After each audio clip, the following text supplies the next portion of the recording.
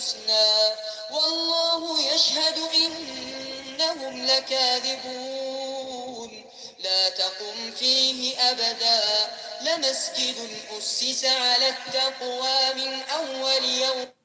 Can't do that shit. No, the thing I couldn't fix was I couldn't diagnose that it was the pressure switch that was causing me the trouble the whole time. And I called my buddy over, and he does that shit for a living, working on wells. And he had it figured out in 30 minutes. You know, and I just put a new pressure switch on it. And the whole thing turned all back on. I didn't realize that because of the freezing and the snow and the shit, that it caused the pressure switch to freeze and then lock. And then when it locked, it corroded.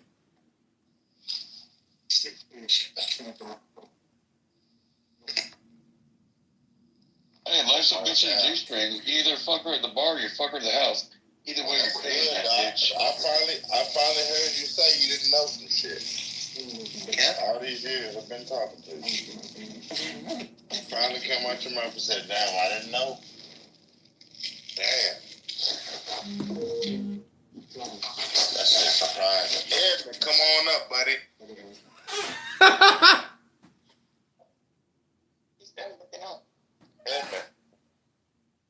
Yeah.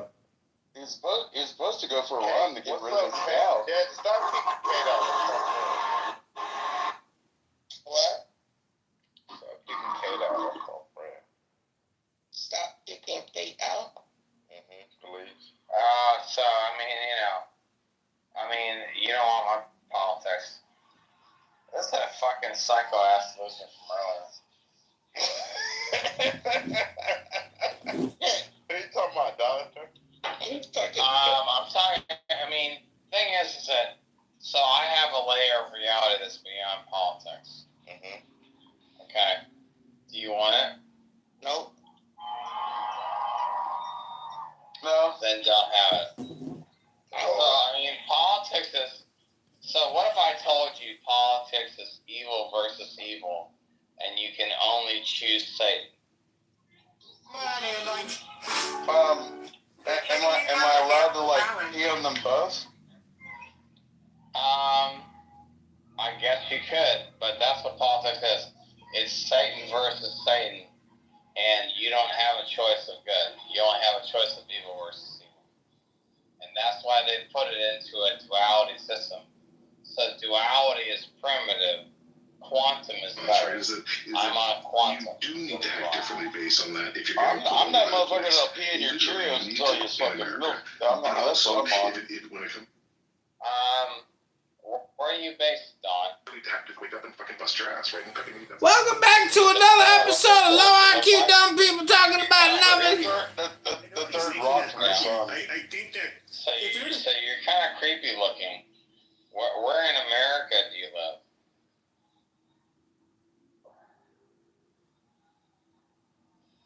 Why, you want to come date me? I'm not a faggot, but are you can say like the Northeast, the Southwest, Texas, just any, even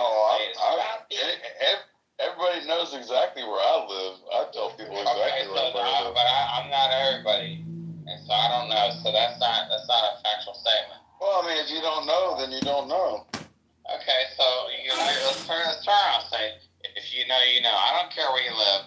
Anyway, the bottom line is that, Trump is doing things to America that, Trump is the Antichrist, and he's going to destroy the world. No, the Antichrist is described as people believe that he is God. I don't think that any Republican MAGA thinks that Trump is God. You Democrats think that we think that he's God, but that's just you delusional because you don't know what God is. Because can I tell you what he'll do? What he'll do is he'll come out with the mark of the beast, which I thought was the vaccine, but maybe not the vaccine. What it'll be is he already said he's going to set up a central bank cryptocurrency reserve. He's going to set up a microchip. He invested $100 million. Is this your burner account, Dr. Sasha? So he's going to set up a whole thing where you have to buy or sell via a microchipped central bank digital currency via him, so he becomes the Antichrist. Because in the Bible, in Revelation, it says you'll only be able to buy or sell via the Antichrist. You have three Wow. Larry. I got 4 rooms going. No, I said, wow, that's a hell of a correlation. That's fun. Yeah, but I don't know. Pepe's taking Clown House by storm. Bro, you're the one over there projecting with Why your don't you fucking, change your like, PTR to fucking ass Pepe listening to, like, and change your fucking, name to Pepe? like Baby Shark in the background. But see, here's the thing, because I'm such a tech genius, I'm a Who cares if you don't go by Sasha? and a lawyer, It's pointless. so I could Like, actually create my entire. Wow, really? I could create. See, I could be the Antichrist too, because I could create my entire. Oh, I can. You want to think Jesus is? So, do you want Trump as the Antichrist? Hello? Hello? Nobody thinks Trump is Jesus, dude. You Hello? want Trump as the Antichrist, or you want me? Dude, the Antichrist, people will think is Jesus. You dumb fuck. Which one do you want? You didn't stop drinking alcohol because you make me look sober.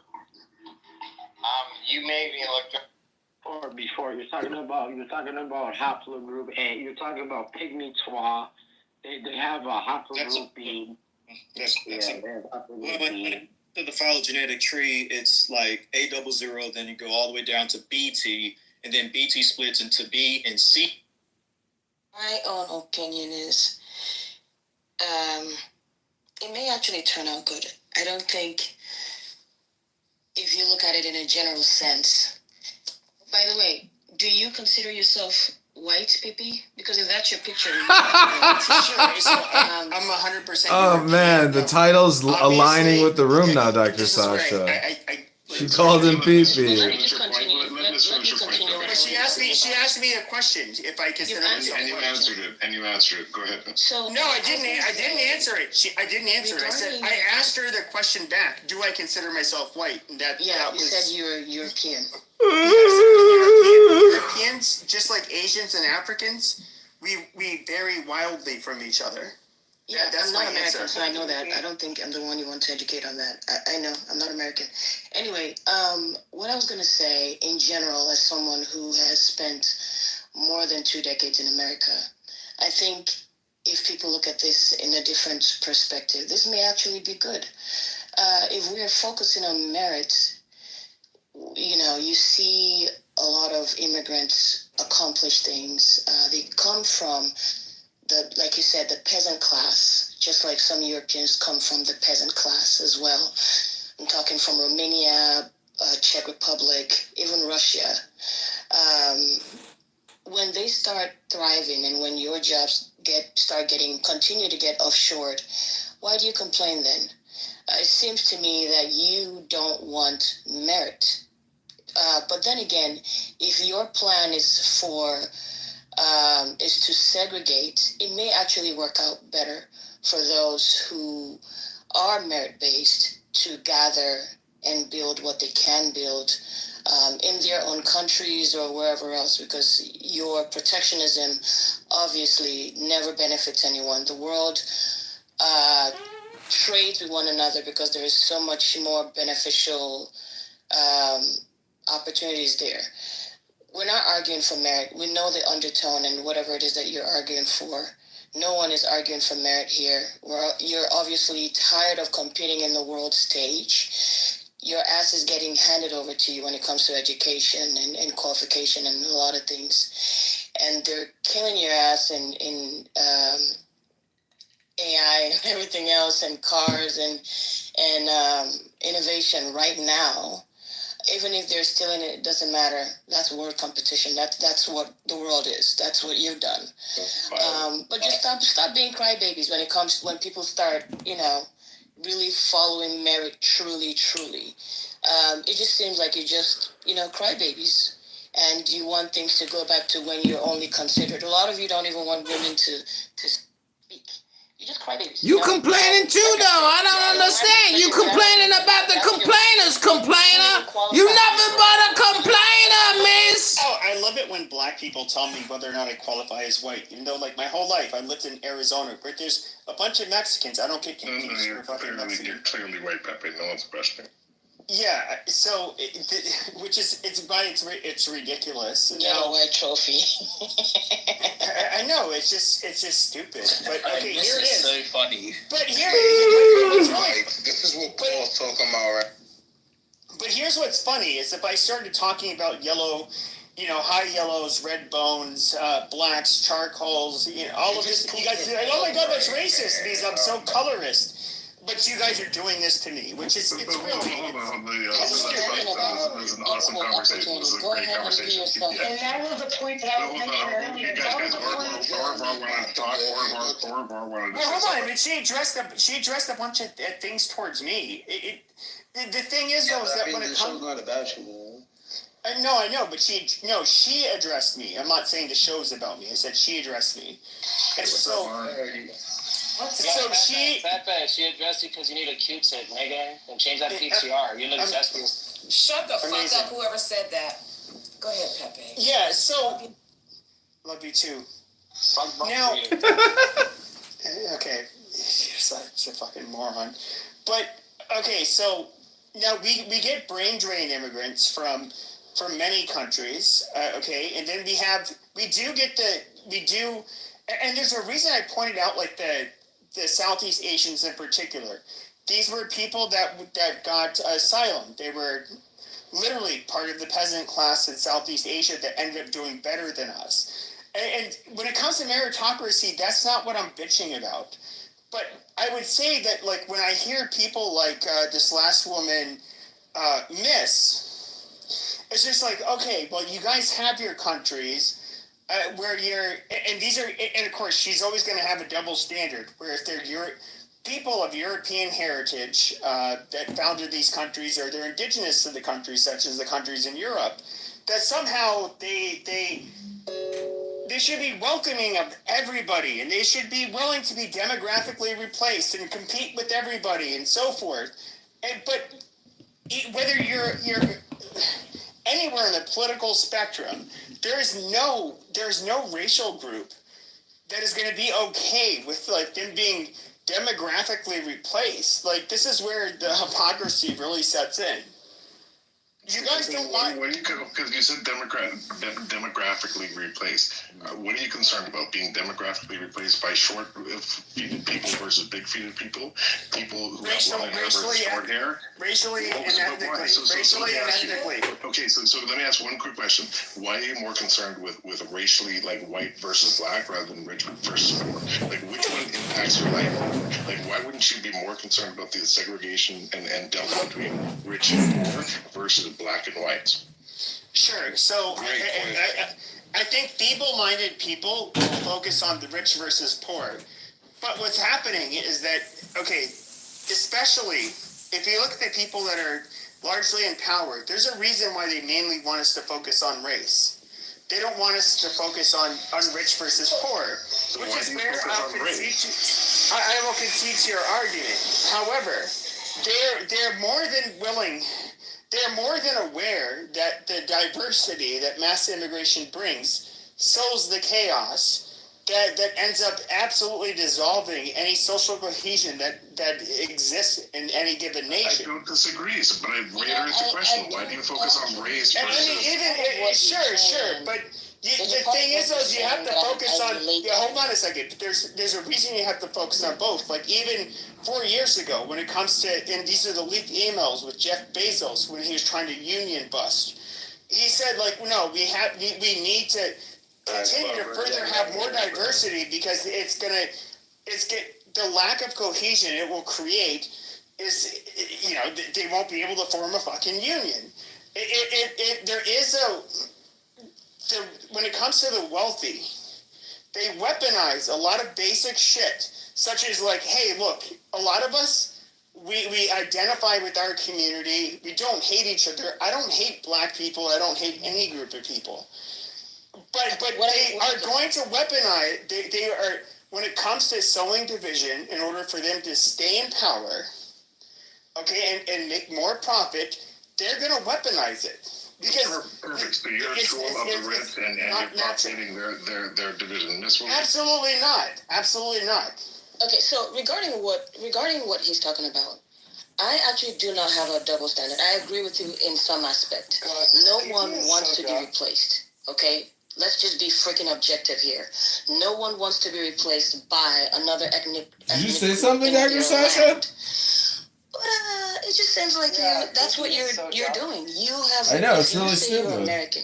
You have replaced the Native Americans in this land.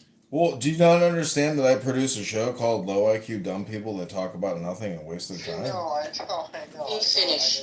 You are doing exactly what you're bitching about every day. Like I said, you're just crybabies. You're doing exactly what you're bitching about. You don't want. I don't want to be replaced in my own native. Really, land you're either. smarter than this. And this is not. America's not my native land, so I don't give a shit. About the shit that you're fighting for. But what I'm talking about is you're crying about the same thing that you have actually done and you continue to do and support others. That I've done. You're also supporting Russia invading Ukraine. Look, I don't support that. I'm pro-Ukraine. You're I just support a crybaby. Ukraine. What are you talking about? You're not making any logical sense at I am making perfect logical sense. That's what Let me try to you reset. She didn't overtalk you not once. Why do you keep overtalking her, bro?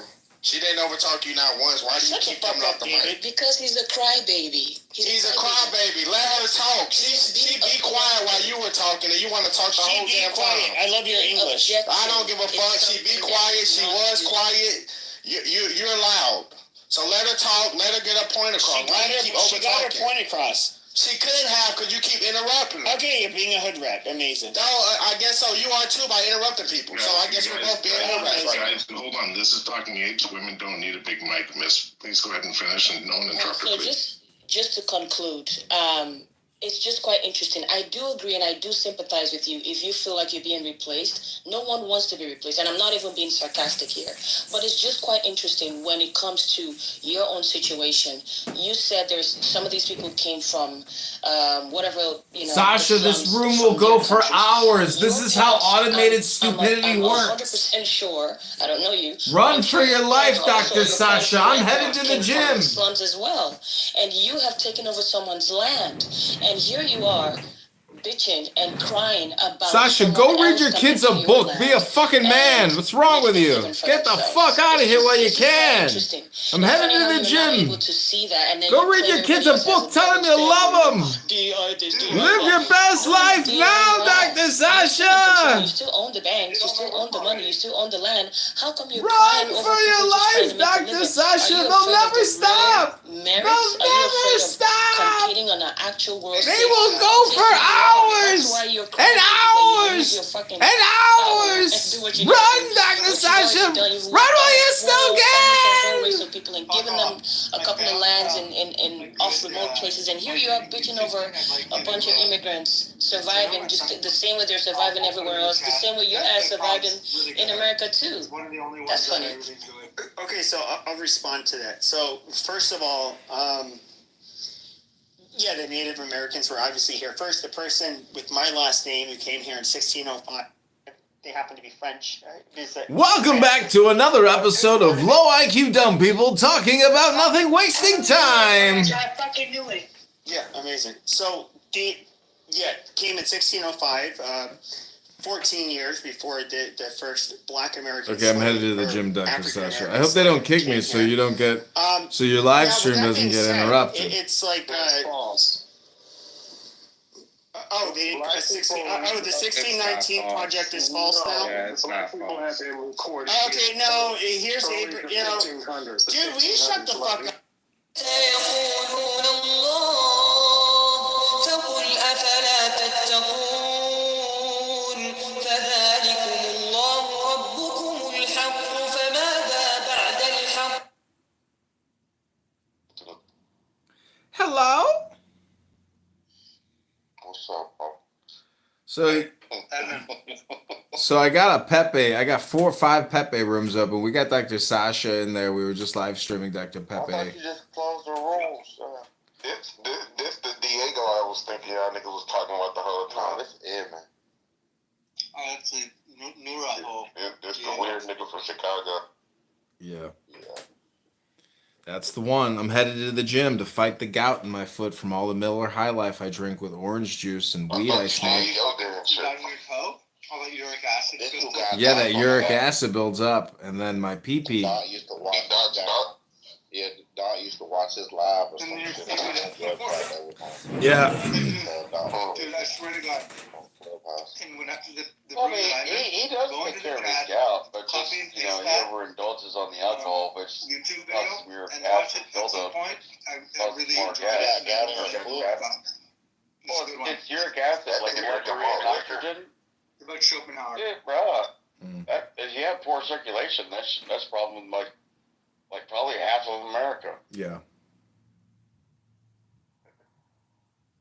I don't have that. You know the number one cure for diabetes is exercise, right? Mm-hmm. Depression too. Yeah. The thing is, Just do this 17,000 Edmund, steps. aka John Kidover, is a fat, lazy fucking playing a space drum naked, playing yoga fucking shit on Instagram, like, you know, video casting himself on OnlyFans, and yeah, he doesn't, you know, exercise as much as he does drink, you know, alcohol. And yeah, that's me calling you out, John. Go to the gym. That's okay. Out for the lungs, and I just found out what the fuck music mode was. Okay. You never put your phone. Do you guys want me to leave you as my base default for my live stream, or do you want me to go to the Dr. Pepe room? I'm fucking leaving. I don't want you to leave doing anything other than. No, that was Dr. Sasha. Get the fuck out. Dr. Sasha left. Yeah. No. You could just. They tired Jesse has some.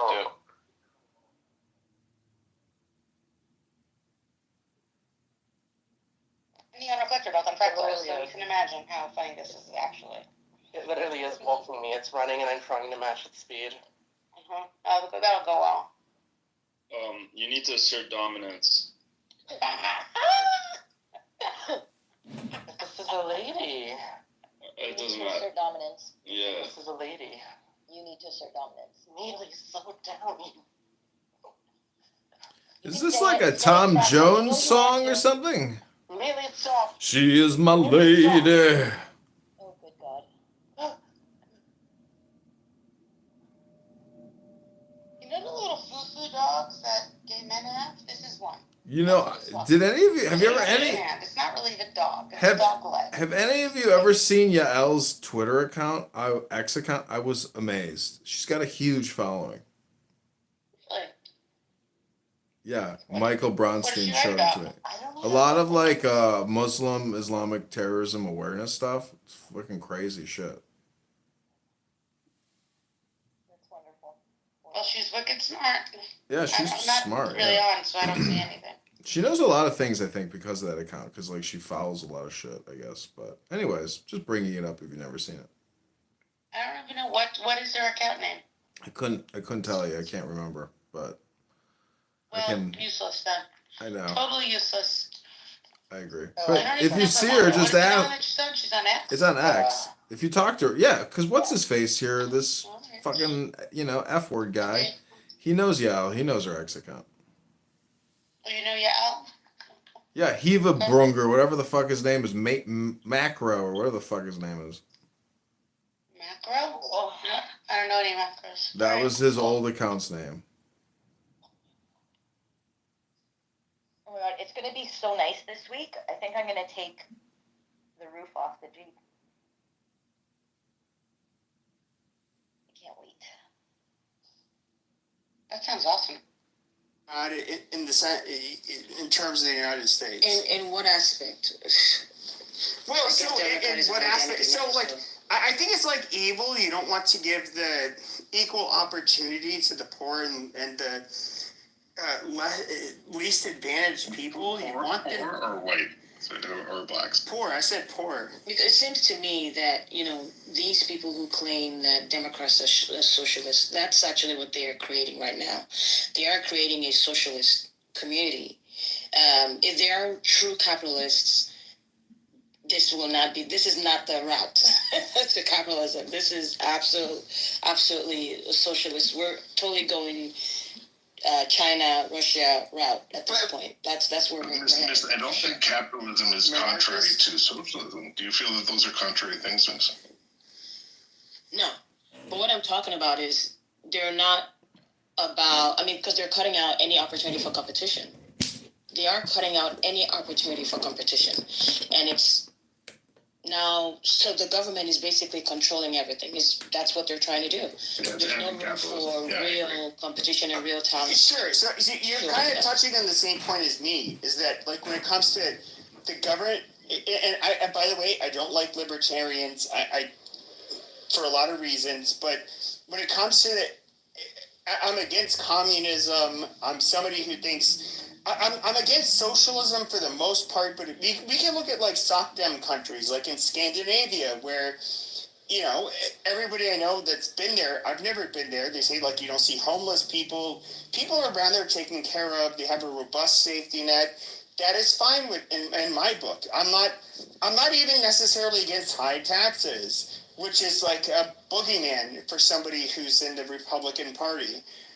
I'm somebody who thinks that like, okay, when it comes to those that are in need, that need the most help, I'm absolutely for helping them. I think like children that grow up in economically disadvantaged situations, we want to try to help at least level the playing field so that they can have the same opportunities as other kids. To me, that I don't know, but I guess somehow this makes me a fucking Nazi. I don't get it. I don't think you qualify as a Nazi. If I could for a second. The 1619 Project only emphasized a certain specific time dealing with the British Empire and the British government, but there were so-called black people coming in. There were the Blackamoors that came in the 1500s. There was also the Portuguese who were bringing in East Africans from Zanzibar that brought them into America and settled them in North Carolina. They were indentured servants, and they were to build the Portuguese ports and the Portuguese settlement or colonies at that time. And that was in the 1400s, late 1400s. So, and also you have the reclassification of indigenous people here who are dark skinned, but in order to take their land, the United States government would come in and they would reclassify them as mulattoes or freedmen, basically saying that they were black and therefore they could take their land. This went on all the way up to a gentleman by the name of Walter Plecker, who also continued that in the 1950s of reclassifying dark indigenous people as Negro or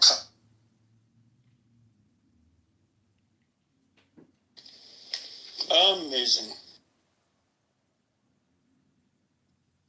But again, here's the thing. This is where the nuance is, right? Either it's rich or poor, or it's race, right? And I guess, Pepe, the point I was trying to make is that I actually think that you do understand that the biggest threat is not racial, right? And so when you come in here and you focus on race, my question to you is it because you're trying to say, hey, there are poor white people out there as well? And when I hear black people talk about Jeremy, I want to cut you off because that's the perfect segue, and I've been waiting to talk for so long. This is like, because everything that I had prescribed for like, particularly the Black American community that he had kind of like for food, right, would have doubly benefited the white community entirely. Like he talked about how the Hmong were able to come over here and they were able to like prosper after one generation without citing the fact that refugees and people who come over here in the refugee status get subsidized quite heavily. Their lifestyle, the housing, all of that stuff, so that their generations can actually be prosperous American citizens. And all he did was cite the negative media publicity that was given to Asian people at the time, just generally like all gang statuses, because it was the war on crime, and the Hmong had formed a gang. But they were refugee status from Vietnam, if anyone was unfamiliar. And so it's like, I don't know. I really don't know, because everything that would benefit immigrant and black statuses and people of color would literally doubly benefit the white people who were impoverished. And so I'm just trying to figure out, like, what you do. Okay, I'm done. I've been waiting. I've been sitting on that. Here's what I'm doing. I think that this is going to come off as very racist. Pepe, if you thought for a moment, like if you thought for a moment that I didn't think that you were already racist, See what I'm saying? like, yeah, like everyone already knows that you're racist, bro. Just be you. Like, at least give them respect. Hold on. At least give them respect for starting saying, "Hey, what I'm about to say is super racist." Like, at least. Yeah, that's I'm more just trying refreshing to. I'm than, trying to like. you know In what other I mean? words. Go ahead, Pepe. I appreciate that. Yeah, I'm not trying to like. Your name alone says it all. So I don't fucking care. That make it better, Jeremy? No, but baby, like, I mean, come on, medicine tastes Jeremy. better than Berkeley. So, Hey, may I speak after the last person? Because I'm about to let y'all have it. My bad. I'm done. But that's crazy that he said that, and everybody already knew. Buddy, like, Here's the deal. I don't. Okay, David. Who is this who's going to speak? Because I didn't even get to say what I was going to say. Oh, this is Ryan gonna speak. But go ahead and speak. his white privilege accent is coming through. Go ahead. Yo, it's crazy. Did you hear him? Oh my fucking god. Here's the deal. But it was my turn to go, and then like all of a sudden No. somebody wanted to give their opinion before you It even definitely was. It definitely was. You know what? I'm gonna let Ryan say. 80% of the time on stage, and minorities get 10%.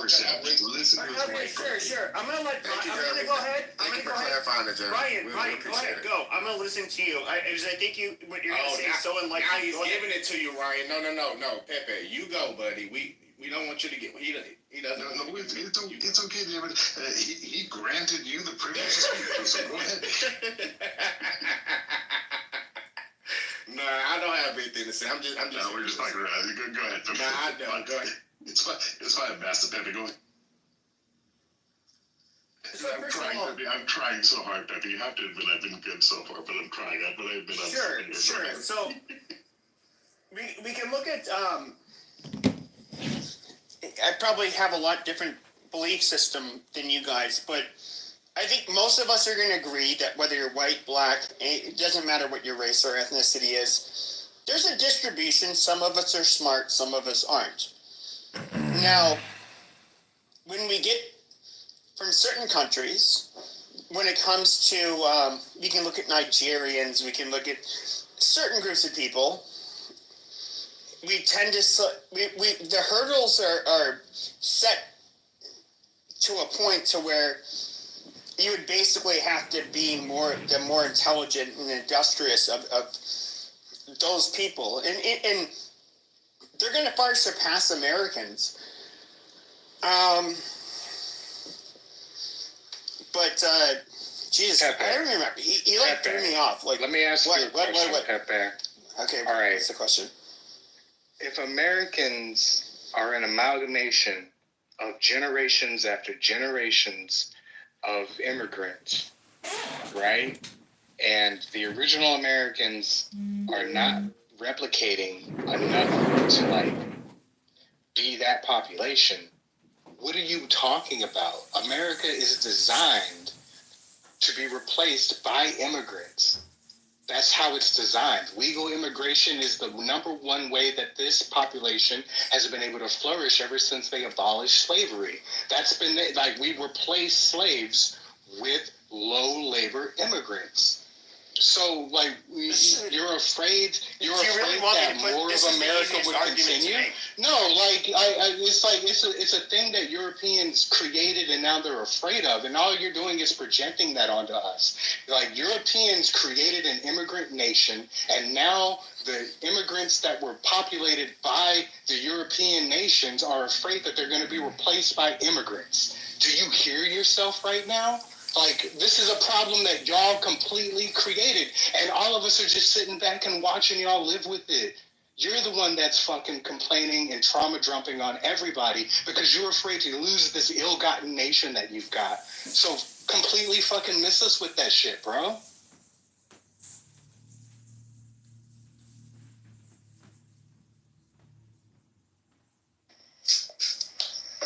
So we all know Peregrine Falcon fly 240 miles per hour, and when it kills its prey, it shoots him in the head. Amazing. So if we look at our, You know, that's the fastest bird. That's the fastest animal in the world. so if we were to look at, so to answer the man's questions, so right after the Revolutionary War, our first Congress and our first act of Congress, Immigration Act in Congress, in 1790. You can look this up, 1790 Immigration Act.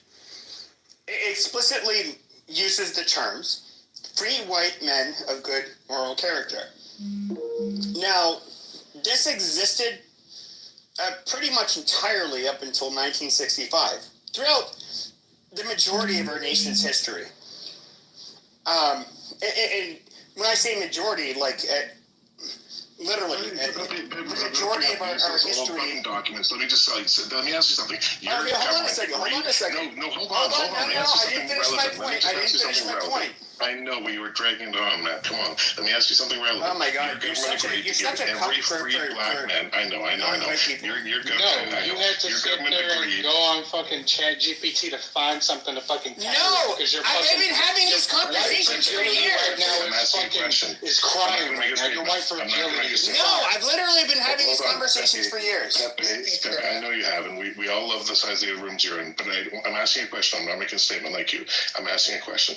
Do you think that the promise that the U.S. government made to every single freed black slave that they would receive 40 acres and a mule, I might be off there. Do you think that contractual obligation that they did not follow through on? Jeremy, every single descendant stop, of that. Stop, Jeremy. No, I will Jeremy, not. stop. I will not. No, Jeremy, stop. You're wrong. Jeremy, okay, so first of all, there's Sherman's order. Sherman's field order number 52. Reparations were given to people. They were given land that was in South Carolina, North Carolina, in that area. And when President Lincoln was assassinated and President Andrew Johnson took his place, the order was rescinded. Reparations were given, and then they were given back to the slave owners as subsidies for the losses of the Civil War. So that's why I had to stop you, Jeremy, because what you were doing, you was walking into a trap. Anyone who knows American history knows that was a fucking trap. So forgive me. And there was no contract. That was solid. Like, we have to give him some respect for that. That was fucking solid. So in 1790, we did have Chinese railroad workers. We had the Chinese Exclusion Act, which kind of stopped that. Now, even when it comes to white people, Europeans, a lot of our immigration in the 1800s and 1900s, they were people coming from Southern and Eastern Europe. I forget, it was like 1922, 1924. That's when they instituted the national quota, where basically they favored Western Europeans and were taking in fewer numbers of Eastern and Southern Europeans. Yes, and Italians weren't white, and Irish people weren't white, and like everyone hated the fucking people that weren't them. Pepper, we all know that. Why do you focus on race? It wasn't because they weren't white. But so when people make this like, but the picture I'm painting, this is where you guys are all getting lost. Pepe, you're lost. Pepe, the thing that you're lost on is the fact. No, hold on a second. Wait a minute. I was in the middle of speaking. Hold on a second. The Magna Carta is the thing that outlined who had rights in the United States. The rights that were outlined in the United States were given to British people. I'm helping you right now. All right, I'm really trying to move this conversation along. And so when it came to the British people honoring the Magna Carta, even after the colonies fell, they still honored that because most of our colonial charters and original governments were built off of the Magna Carta. That was the ideology that permeated. You needed to be from a particular European group, a particular European country in order for it to facilitate. Yeah, so happening in when it comes to the founding of this country, so you had said that like we were built off of a nation of immigrants. And so the reality is though is that when it comes to our nation, throughout literally, if you look through the timeline, the bulk majority of the country, the nation of immigrant argument, literally it is people that are of European heritage. When it comes to, even when the 1965 Immigration Act, the Hart-Celler Act, ended up passing, it was overwhelmingly disapproved of. And the promise was that it would not demographically change America, which was obviously full of shit. The country's history, the founding, yeah, it was based off of immigration, but I'm just gonna say this is where America is racist. We wanted to be a white country. There's no doubt about it. There was no point in time. Hey, hold up. Say that again. Say that again. Our country's founding was literally white supremacist.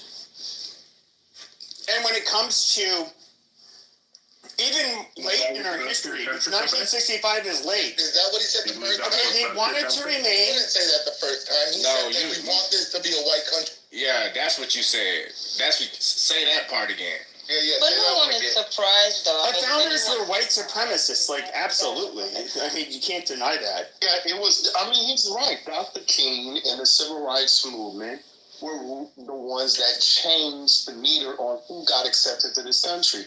They forced LBJ into expanding the idea of what it is to be a U.S. citizen. It wasn't Dr. Martin Luther King. It was literally fucking Jewish organizations were the ones that were primarily because pushing this remember, way. that's false. It was Jewish organizations that did. You're absolutely right. But remember, LBJ says to Dr. King, hey, why don't you stave off supporting the Immigration Act of 1965? Stave off. And let's wait to the 1980s. And Dr. King reiterated himself, as he said before, a justice denied is a justice delayed about the issue. He wanted to expand it to African immigrants and Caribbean immigrants and to Asians. That's what Dr. King and the Civil Rights Movement wanted, and they got that. So in other words, you're basically agreeing that white people in the United States that were the overwhelming majority did not vote for us. They did not vote for us becoming a multicultural society that would let in floods of immigrants that are ethnically and racially different than us. Remember, LBJ said... Okay, so in other words, so your claim would then be that black people somehow used their lever of power to allow non-white immigration to the United States. Let's not talk history. Okay, this is his claim. He agreed with it. So I'm just going to let it go there. Why do you have such a hard on for black people? Why do you have such a hard on for black people? Because let's admit that I'm not going to say. I don't think it's black people that did it, but he's claiming black people did it. Pepe, can I just ask you one quick question? What do you think is better for America? Like diversity and inclusion and or do you think that the white only thing of your founders is better? What do you think is best for America? I'm genuinely curious. Okay, sure. I think that there's a level of diversity that is needed, but the overwhelming majority has to be of a particular ethnic group. And I would not say that that is the same with whites. I would say that is literally the same with every ethnic and racial group in the world. I don't hold the double standard. So Pepe, Can you translate that? Can I tell you something? No, let me level with Pepe. Pepe, you're not talking to just like some random person. Like I'm a former Marine. I absolutely love my country. And so let me absolutely level with you.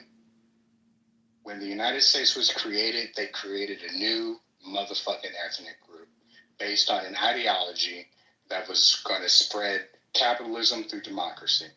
All right? I'm afflicted by it. You're afflicted by it. Every fucking American is afflicted by it, be it the holidays that we celebrate, be it the jobs that we perpetuate because we're trying to reach this higher level because of this meritocracy that you keep boasting about. Okay, it's the ideology that's being permeated throughout the world that has people wanting to cross 10,000 miles to come to these borders, to be rejected, to come back, to be rejected, to come back. So I'm trying to figure out, you sound like a man who loves this country and you're crying and you're trying to figure out, how you can save it. But genuinely speaking, this is how this country works. It's literally how this country works, all right? And for you to get on here and often you get on here and you like disparage other communities because you say that they're not doing anything, while oftentimes neglecting to inform people of the policies and stuff in place to like that kind of stop them from operating, just like the small nuanced factors that you probably don't even realize because you've never been that class in the United States. Like, get off of it, bro. Like, I know you got a hard on for black people. Like, get off already. Get off and move on. Well, I'll just agree in a few sentences. When it comes to white Americans such as myself, I look at my biggest enemies as other white Americans, for the most part, numerically, and even, the people that are in power. Now, wealthy. I'm going to disagree with a lot of the talking points that many white people will agree with, and that you so happen to agree with. Now, here's the odd thing. When it comes to African Americans, which I talked about our immigration policies. When it comes to slaves and they were freed, which I think slavery was horrible. I think or I should say slaves should have been freed. I'm for that. I don't look at when it comes to this fight that we see in the United States. I can often get annoyed and even caught up in the fight between African Americans and white people, but I don't look at you guys as the First of all, African Americans. Black Americans, can you say black? Black Americans. Now, when it comes to Black Americans, you guys are not the ones driving demographic change in the United States. You're not the ones that are. I don't mean this disparagingly. In a position or that have the power to really fuck us over. That was the reality during slavery, and you just said that you're not for slavery. So why would you acknowledge that, hey, there's this disparity between these people who are the exact same as me, but for some reason they don't have the same influence as I do as a white person? Jeremy, how can you support those two things? Yeah, but I don't look at black people as being the enemy. Wait a minute.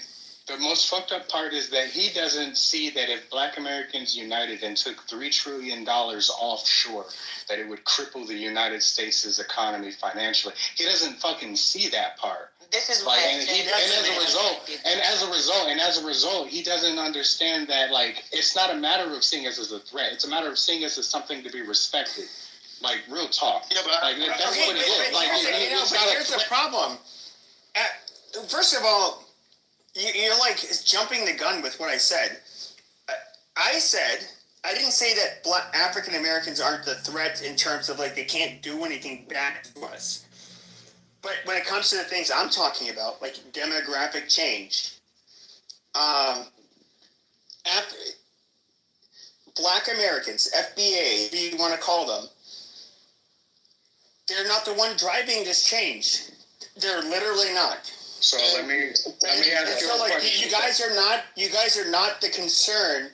You guys are not a primary concern of mine. So Pepe, wait a minute. What does the United States sell to other countries? Weapons. Anything and everything, including weapons. All right, as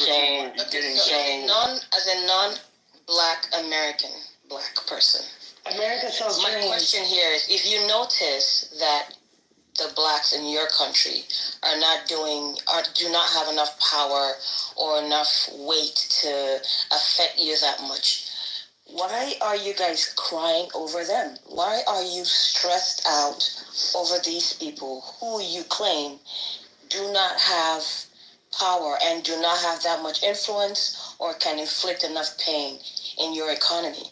What is it with you? Sure, because we disagree. A lot of us disagree politically, and so we're hashing it out. Now, these are Americans. They vote just like an American, such as myself. They can vote on, a candidate that is more open immigration versus, America first. So, there's a bunch of reasons why we can have this debate. They are fellow Americans. We have open discourse here in the United States, and I don't understand why you have a problem with that. Fellow Americans, they fight in your wars. Yes, obviously, that's why they're fellow Americans. Your kids, they do all these things. Yeah, that's why they're fellow Americans. Yes, can I try and answer your question? You don't consider them fellow Americans. In fact, when there's an argument or something, you tell them to go back to their countries. No one. I never told African Americans to go back to Africa. That's fucking retarded. Hold on. This has to really good question. In the world. But suddenly you're claiming in this. Nobody said descendants of slaves have to go back to Africa. I'm not no fucking African American. I'm not from Africa. I'm from fucking America. What the fuck is you talking about? Yeah, What the fuck is you talking about, dude? Exactly. You don't look at. Okay, so stop fucking calling me African American. I ain't gonna fucking talk. We don't look at FBAs as being foreigners. Like, this is where this part is really weird. We don't look at them as like needing to go back to Africa. Their ethnogenesis is here in the United States. Well, hold on, because Miss asked a really good question, right? Is Pepe, if your argument is that African Americans don't have the demographic or enough power in America to influence things, right? And Miss is saying then, like, as a white person who you think is in power, like, why would you give a shit about them? Like, why wouldn't you sit here and say, hey, I'm going to rage against the rich people who actually have the power, and you as a poor little white guy don't have any fucking power. So why would you rage against the black people who you were saying? Why do you have to throw in like stupid like little insults like poor little white people? Like, come on, dude. Like, I've been in good faith. But hold on, and this is the point that I'm trying to make. So I was not being disparaging against you, leftists or black people. I didn't call them monkeys. I didn't call you low IQ. I didn't do any of that shit. So I suggested that you're not a super wealthy white person in America. Am I wrong? I'm not a super wealthy, but you said poor, and it's just like, come on, dude. Like, that's just because I'm implying that you don't have power despite the fact that you're white. Well, yeah, 99.99% of white people don't have power. Like, that's fine. I'm not an exception to the rule. Like, well, maybe that's why they're crying. You know, because a lot of them are like. Oh, because I'm not. So every crybaby. If you're not the 1 in 1,000, you're a crybaby. But the reality is that every black person on here, I can guarantee it, is not that 1 in 1,000 either. Let me tell you something. It's just bitching and whining for you when I hear this shit. Still, you're focusing on race and not focusing on the real issues. And therefore, this is where you're not getting it. And I've been quiet listening. I don't think you understand like the whole concept, bro, because the way you're explaining it, it doesn't make any sense. It probably doesn't to a lot of people on the stage, but I've been doing this for years and years and years and years. Like, So why don't you get any better, Pepe? What do you mean by getting better? Like, somebody should be much better with, getting us convinced. Because I'm not even African American. Oh, okay, but here's the thing, though, is that the one thing that what's really funny and what I find very ironic about the same people who say that they're fighting the power, they're fighting the resistance, they're fighting the wealthy. These same people realize that ethnic and racial divisions exist, and that we will be pitted against each other, and it's something that is somewhat natural. It's always occurred, and then like now the rich are doing this right now. As they're pitting us against each other, you guys want us to, I guess, concede that we should accept your values, your grievances, and reject ours. Like, no, that's not how it works. But what you're saying is white people have power in America. And if you look at the French Revolution, you look at the Civil Rights Movement, you look at any place where there was a massive shift of power between the minority that had the power and the people who wanted to make it different. Yeah, oftentimes it required the people of power to side with the people who had no power. The aristocrats in France had to, the rich, children of the merchant class had to join with the serfs and the poor in order to overturn the French government. The Civil Rights movement absolutely was joined by white Americans who said, "Hey, no, we want justice," right? And so, Pepe, yeah, there is a division, but either you side with the Nazis or you side with the resistance. You side with the civil rights movement, the people that marched with black people, or you side with the ones that said, "Fuck this little girl, she can't go to school here." Like, you get to make that choice, man. Why do you choose the wrong side? That's the question. Well, sure. So my question would be, or I guess my answer would be that, like, I'm not going to. First, revolution is fine, but at the end of the day, you get two groups of people that are going to identify as two different ethnic groups that love their own people. And here's where I just find it's just so fucking retarded when I talk to them like this. Hold on a second. Hold on a second. You get people like minorities. They're going to say black is beautiful. Latinos, they're lovely. They're all this and that. They're going to talk Asians, Pacific Islanders. They all do it. And to, I would say they're correct. You guys are beautiful, unique people. Pepe, you conflate. At the end of the day, there's this myth that somehow we're going to stop identifying with our own ethnic and racial group, and we're just gonna kumbaya. That is not how human beings work. Let me tell you what Jeremy was trying to get across to you that you didn't pick up, and you totally went. You're interrupting me from the beginning, because you could not fucking help yourself. Let her speak. She hasn't said a word. You've been hogging the mic, dude. Women don't need a lot of mic, sorry. Thank you. So what I'm trying to say, the point that Jeremy's trying to drive to you is that if you're in a position of where your decisions and your choices actually affects a mass of people, you have a responsibility to make the responsible decision, because you're now making decisions and choices for a larger group that they don't have a say in. So now, the thing that Jeremy was saying hit home for me, because I totally get where he's coming from. Because when it's not about just having the money, and it ain't just with the colors. This is why the color, the racism, and the money, it's not about that. It's about doing something that's going to do well for everybody, right? Not just one group, not just this one, not just everybody, right? Because we're going to be all inclusive. We're not trying to divide and segregate, because this is why this is an issue. Why they put segregations into the system is because so that we can have a division, right? So now if you're in a position where you are given some sort of authority or some sort of like upper hand or some sort of like where you have to make a decision, it is your responsibility, no matter what industry you're in, no matter what job you're doing, no matter where you're at in your job. These are the things that we have to take serious, because, at the end of the day, the people that aren't in your position can't do it for themselves, and they're counting on you. And so now, if you kind of flip the script a little bit and stop being so selfish, you can kind of see that this is how we're going to be able to bring the unity back, how we're going to become more prosperous, how we're going to be able to work together. So now if you continue to defend the ignorance, right? Continue to defend the thing that keeps it divided, you're going to continue that negative narrative, and you're not going to make a change. You're going to continue to fucking be the problem. So that's what I think Jeremy was trying to convey to you, but you want some more other stuff. So I totally understand what the real shit is. Yeah, but I think you. That's the point of the whole conversation. Realistic, it's not someone's responsibility to. I don't think people care about being the best people that they can be. No, what I'm saying I think that for me, I'm just pointing out his double standards. Like, if you're saying that you want things to be fair and you want to be able to say white is beautiful. Well, a lot of the times when these black people say black is beautiful, I don't see people dying as a result of black being beautiful.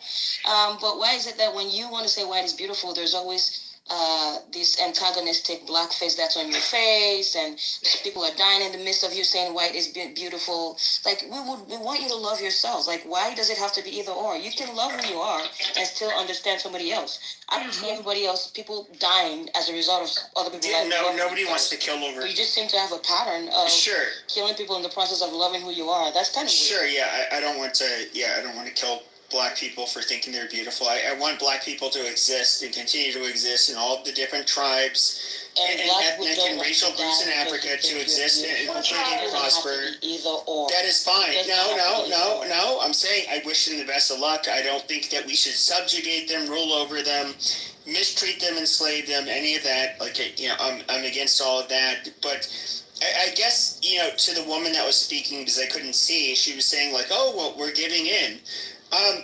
Well, I mean, that's just like saying you get two like warring, let's just say like Native American tribes, and you basically move one into another into the other space, and then it's like, oh, we just get along. You know, we need to get along. Like, fuck everything that's happened.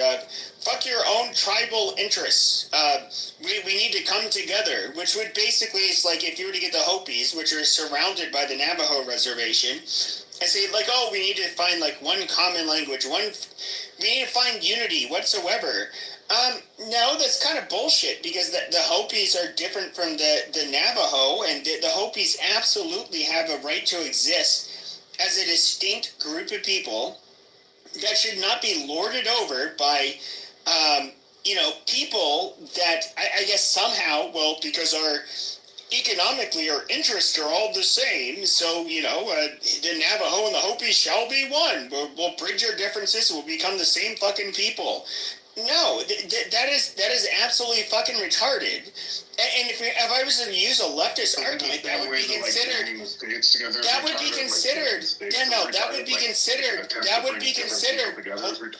Sure, but that would be considered ethnic genocide. Like, you cannot, or cultural genocide. You cannot say that, like, one group of people have to fucking submit or adapt to another group of people. And I'm saying this in the sense that when you have a group of people that are way different, I grant the charity that, if you're a Hispanic, Asian, Middle Eastern, whatever, I don't want you to lose your identity when you come to America, but it comes to a point that, in America, I'm being very liberal here. When it comes to Europe, I think they should have zero tolerance visit indigenous homelands. But here in a new world free like America, we must admit that when we come here, what flavor of European you are, no matter where you are from outside of Europe, you're going to import your culture. People, especially the first couple of generations, they are going to be tribal,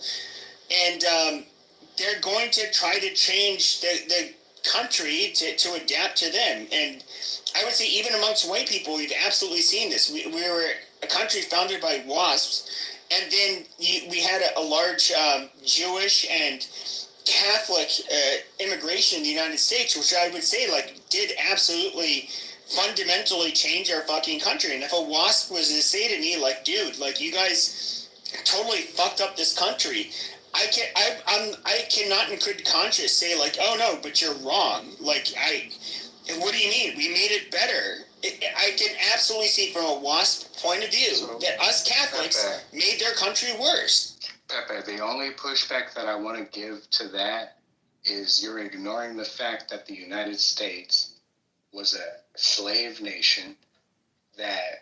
I'm not ignoring that. We're a white supremacist. No, let me finish. We were a white supremacist country that allowed black people to be slaves. No, don't put words in my mouth. I'm not even trying to say supremacist. I'm saying we were. We absolutely were white supremacists. This is my turn to talk.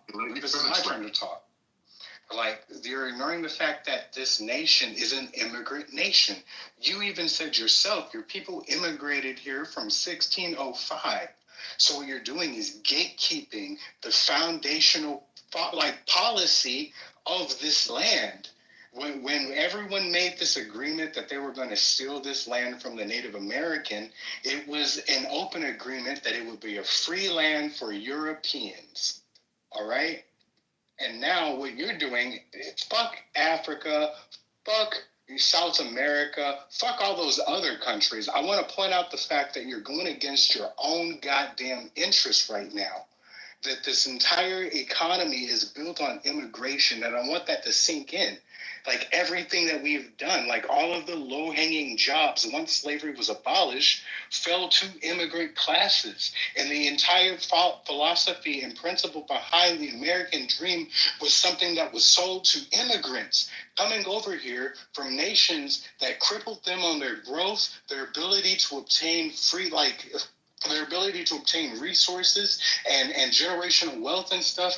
That's everything and that's the question that I was asking you. What do we sell to other countries. We sell it now, even through our social media. We sell a better life, and it's not because we're against immigration. We're not against people coming over here. You're going against this nation's founding philosophy. We're against illegal immigration because illegal immigrants don't pay taxes. You're missing the fucking point entirely. No one gives a fuck about people who come over here legitimately, all right? But you keep kowtowing and you keep bringing race into the equation because the answer, the real question is fucking poverty.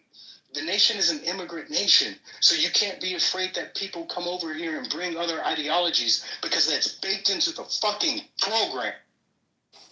Okay, but once again, you're just mistakenly, it's just so wrong. We were literally founded by white supremacists, black people.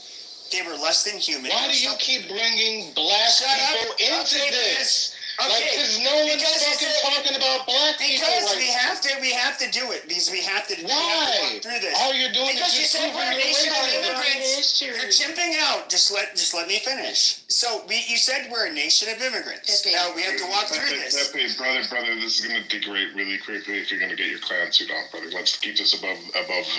Let's try and keep this. And I'm trying my best, man. I'm trying to be better than you, Pepe, and we can both unleash. But let's not do it, man. Let's have some try. Okay, so we can look at how white people treated black people. I would say they did not treat them as if they were human. I think we can all agree with that. Even after with that. Amazing. So even after the Civil War, okay, our first Congress, which was elected, our first Immigration Act, 1790 said only free white men of good moral character can come into this country. Now, this persisted until 1965. In other words, the majority of our country's history. So our founders were literally, and when I say founders, the people that fought, that not only came here as settlers, but fought in the Revolutionary War, and they were the literally the founders of our government after the Revolutionary War. War of Independence, they only thought of this country as being for white people. That's not true. It is 100% true. Our laws literally reflect that. Addicts. Amazing, but you're trying to. Are you familiar with Crispus Attucks? We were a racist. Are you familiar with Crispus Attucks? Sure. So we were literally. Respond, Pepe. Let's just listen to what her question was, man. Are you familiar with She cut me off. She cut me off. I'm not going to acknowledge the question. With your white privilege, everyone's cutting people off tonight, man. Just pack it, man. Just let the sisters speak, man. Because you've been dominating the stage. So let this conversation go ahead. Well, the whole reason the American Revolution even took place was because of a black and indigenous man named Crispus Attucks. Like, I don't know why people forget that a lot of this stuff that was what we call racialized and stuff didn't really occur until Bacon's Rebellion. That's when you started seeing the caste system. Oh, yeah, we were never racist. Oh, yeah, we were never racist. No. Because even one of the first, and a lot of conservative people will tell you this, one of the first official or illegal slaveholders was a black man from Angola by the name of Antonio Johnson. Yeah, the white people were not. At the end of the day, a lot of the stuff that was racialized didn't happen until much later. Like I said, Bacon's Rebellion. Yeah, we were not racist. Amazing. Yeah, but you're just not real. I didn't say we weren't racist. I just think you're not putting it into context. Like, acting like it was always based on. I'm actually helping. The people who want to say the founding of this country was racist and white supremacist. These leftists, these progressives, that were somehow evil to the. It didn't happen until later. We are. Actually, we were. You've literally spent 30 minutes saying exactly the same thing, right? And my point is this, man. Like, listen. Oh no, you cut me off right after she did. Like, you literally cut me off right after she did. Are you Mexican? But no, I'm not Mexican. Okay, but my whole point was. No, I'm not. So the whole point, and I'll wrap it up in one sentence. The one point is that from our founders, okay, all the way until 1965. In other words, when we were just colonies, up until after statehood, until today, we only really allowed white people to immigrate here. We were white supremacists and we were racist. That was the founding ideals of the United States of America. Period. That's where progressives and leftists. Okay, so what are we were racist. You're not Mexican. Why are you saying we? Are you mixed with Mexican? Your ancestors were not part of them. So why are you saying He's not white English. I'm 60. My literally my last name. They came here in 1605. Never met a white guy named Pepe. Yeah, Pepe is actually a French name. So you're French. Understand that. But you're not. Yes, where did the French live? Where did the French live? Where did the French live? You said you part of the Huguenot. New England. You ain't no real white boy. Northeastern Canada. You're black. You can't tell me what is a real white boy. Like, shut the. I don't tell FBAs. I don't tell FBAs what they can consider black. I don't tell. You ain't a real white boy. Let me try and bridge really quickly, guys, because this is a great conversation tonight. So let me try and bridge, right? We're talking, I think at a high level, right? And I think it's useless to go into preaching to each other about what happened in the past. I think we all have a decent understanding of history. I think the question that's interesting, and again, I'm just going to try to bridge, right? Is it the wealthy against the poor, or is it black against white, or white Americans versus immigrants, right? And what I would argue, and here's the bridge, is that we can talk about the disparity that lack of access to generational wealth has caused a disproportionate amount of African Americans or black people to be impoverished in America versus whites. We can talk about the reality of that, but at the end of the day, if we acknowledge that there is a disparity, what should we focus on? The disparity between black and whites, or the rich and the poor, right? Because Pepe, you're not rich enough to have any influence, right? Like you're just like the black people that you're so afraid of, right? So what should you focus on? I'm not afraid of them. I would say I'm part of the 99.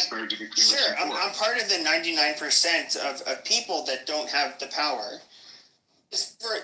Whether they're the. So that's my question. Like, why don't you? Why isn't every time I bump into you on Clubhouse, you're not talking about the disparity between rich and poor? Why are you always talking about black and white and being super racist? Because sure. So if we were to look at so if we were to look at what you see is the pandering, where you have the least capable and functioning groups in the United States, and it's just like, why aren't we as represented? I don't know, because black people don't tend to raise their kids like Chinese people, just like white people don't raise their kids like Chinese people, yet Chinese people end up getting into elite universities at a much higher rate, commit way less crimes, have way less, obviously, you could say it's cultural, that's fine, but these Chinese people also, they don't have the out-of-wedlock childbirths, they don't have any, to the same extent, any of the problems that we have.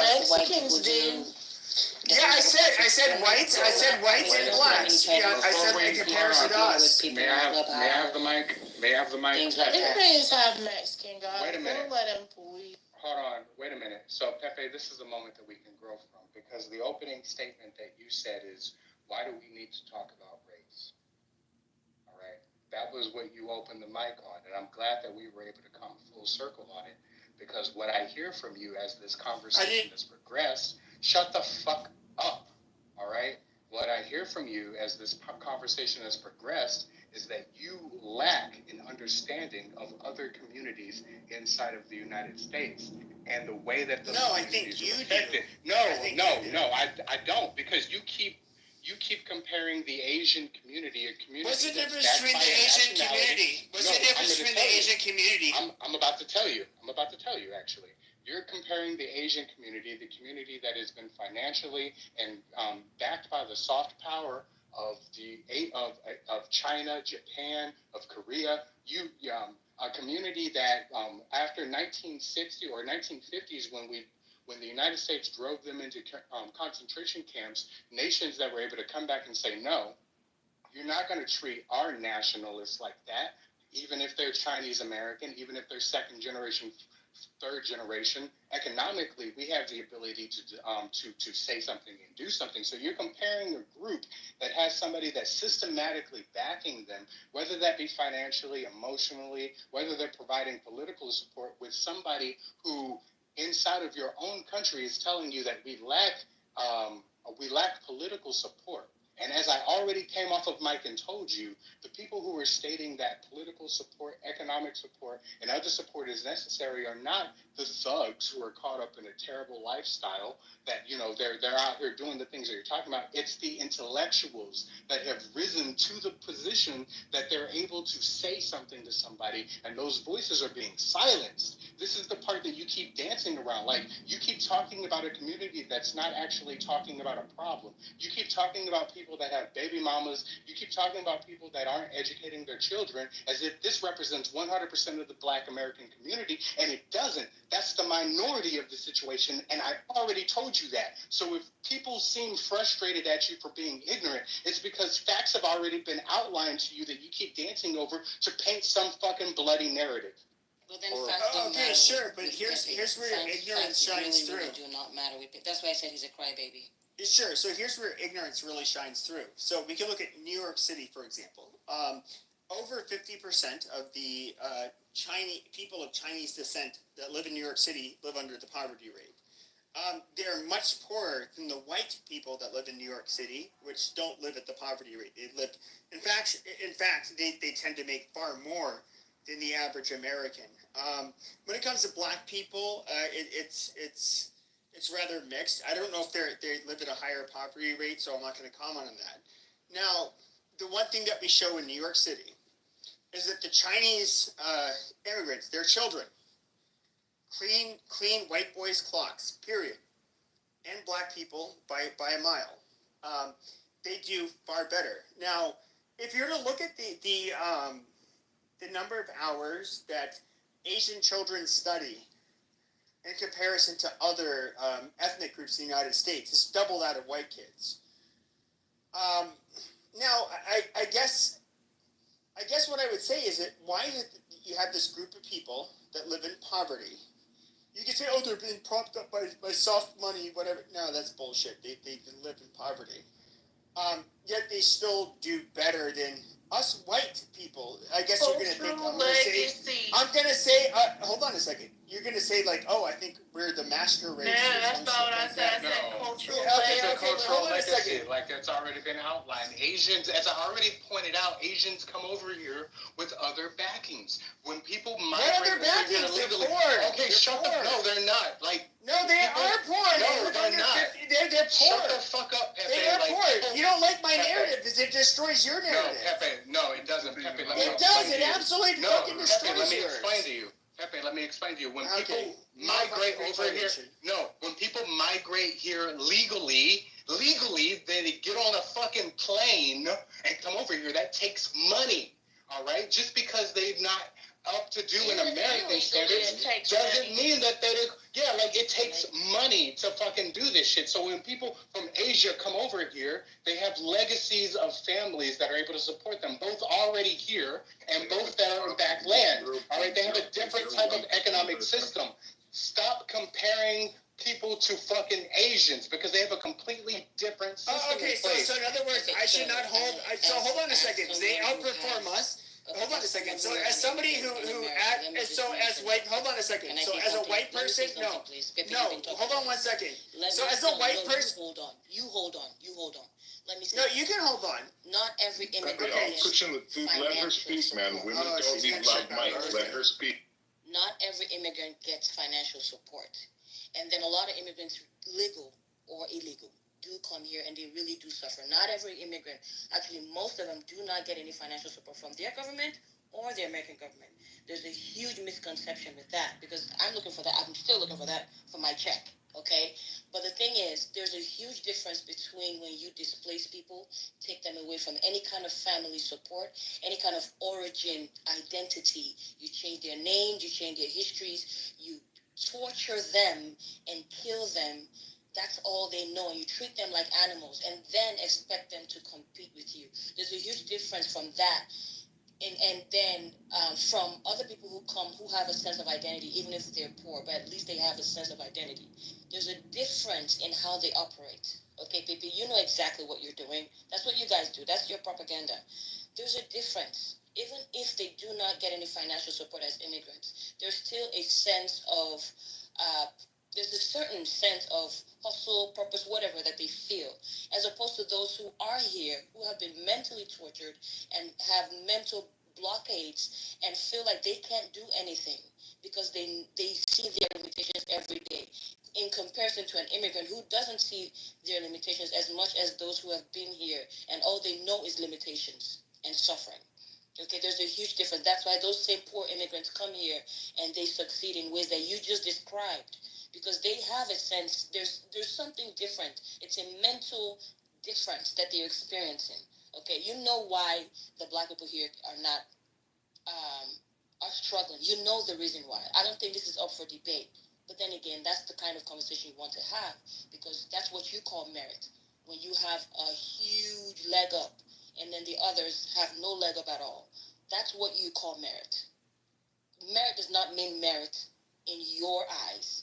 Merit means socialist help from your hand. You want DEI. The DEI you're crying about, that's what you actually want for yourself, as opposed to merit. Amazing. So the problem I would say with that argument is, number one, I would love for you to show a study where it says that a group of people who know their lineage somehow is going to be more prosperous. I mean, African Americans, their ethnogenesis is from here in the United States. And I would say out of every black culture in the world, African Americans are the most prominent of every person that's black in the world. But if I'll use your own argument against you. So when it comes to white people, why? And I was very specific when I stated this. Why is it that these poor people of Chinese descent, which of course to live in New York City, it's a very expensive place to live, and white people on average tend to be far more financially successful. Why is it that these people that live under over 50% of them live under the poverty level? Why is it they outperform white boys so well? Is that why you're trying to send them back to their countries, because they really qualify? When did I say send them? When did I say send them back to their countries? That's why you call them illegals. Because I didn't call them illegals. No, I never called them illegals. They're beating your ass. Nope, I never called them illegals. I said Chinese immigrants outperform us. So why do these privileged white boys not have the same drive as these immigrants to come in and succeed? I would say well, like I said earlier, these Chinese kids study twice as many hours. They culturally, I'm just going to say this, like culturally in many aspects, they beat us metrically so well that they are superior culturally than us. I can't deny that. They have better outcomes. And again, I struggle to make this a race thing, right? Like when I look at it, you look at the two countries like China and India, who both have billions of people. And to Orwell's point, like the ones that come in legally are the best of the best of the best, is the ones that have the privilege and the ability to float to the absolute top of billions of people trying to climb up there, right? And that's the reason why the majority of CEOs of the biggest companies in the world, despite them being American companies, are Indian, or, and not, 8th generation Americans, right? Like that's just a fact. But also, how many CEOs of those companies are Mexican, right? And so there is a disparity. I think you have to acknowledge there's a difference between people coming in illegally and people coming in legally. And Pepe, if I were to answer the question, like why aren't white people who aren't born into privilege, and even a lot of them that are, not have that same drive, don't have that same work ethic? It has nothing to do with race, other than the fact that those white people have generational wealth and have all the privilege that makes it really hard for them to be motivated to get out of fucking bed in the morning. Whereas that fucking Indian and that Chinese person, they're literally climbing to the top of the 1% of the 1% of the billions of people in their fucking country, right? Well, sure, but if you're to look at the Indians in particular, we're very selective generally. We were, at least, when it comes to the Indians that would come here. They have a population of over 1 billion people. We brain drain the smartest people. If you were to look at the distribution of intelligence, that would, for any given population, even if their average is lower than ours, they will produce a high number of very high IQ people. They come here to the United States. They're going to do very well, and they're going to, of course, be more intelligent and industrious than, literally 99.99999 fucking percent of Americans. Okay, do you know why that is? We're selectively taking them. No. Do you know why they're producing such a high volume of highly intellectual people? Do you know why that is? I wouldn't say a high volume. I'd say they're producing. It's a proportionally. You just said it was a higher volume than what. No. I said no, not proportionally. I was saying if you're to look at their population, which is over 1 billion, we have 340 million, perhaps. Now with a population that's about 3 or actually almost 4 times the size of ours, despite the different distribution of I guess how they do standardized tests and all of that, they will, because their population size dwarfs ours, they will still put out a decent number of very intelligent people. Not per capita, but just. But why is that? Do you know why that is? Because there's so many of them. No, it's because we fund their economies so that they can do so. Because our intention is to create economic systems in other countries that produce people that want to come to the United States as immigrants, because immigrants are cheaper than American citizens, Pepe. Yeah. That's something that our government is literally perpetuating. We know that part. We know that part. But if we're talking about if we're talking about I think it was you that mentioned why are there so many Indian CEOs and all of this shit? Well, to me, it's kind of common sense. Why are there so many Chinese CEOs? Look at how many of them there are. They're going to, in comparison to Americans, there's going to be more of them. And the one thing, and I don't disagree with this, when it comes to the United States, we like to take the best and the brightest, and so we're going to have more minorities that are overrepresented in certain areas, especially in the STEM fields. Ooh, I would love to comment on it's that. It's an immigrant country. I already stated, we're an immigrant country. We are perpetuated. That's not me conceding to the founding fathers did not believe in what you would consider an immigrant country. They believed in an immigrant country based on white people. Now, I'm open to people that are not white, coming to this country, but to conflate of the matter. When it comes to our founding fathers, the fact that you would say that they were for anything but having basically a white fucking ethno-state is retarded. You guys, but they were not your founding fathers. They weren't your founding fathers. I think Americans right? should claim their founding fathers, and you just need to leave them alone. Capitalism inherently breeds white supremacy because of all of the different facets of capitalism. First off, you want to outsource to the people who have the least type of rebuttal for your system, who will benefit, who you can make managers, who you can give titles, who can give status that will buy in.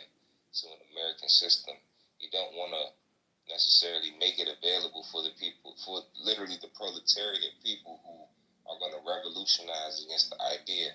So, it's built on racism, nepotism, anything to allow people who get down with the program a good spot so that they can support the people above them. And so the system cycle goes on.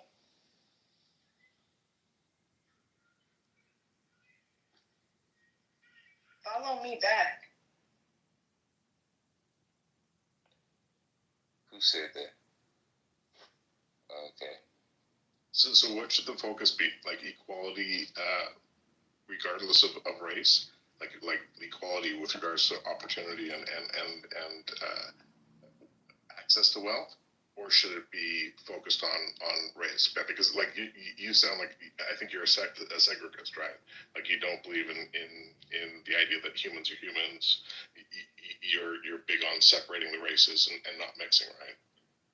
Whereas I'm actually big on, I'm more of a socialist, where I think like, hey, I'm fine with there being rich people and poor people, but I think that the division and the gap between the two shouldn't be as big as it is.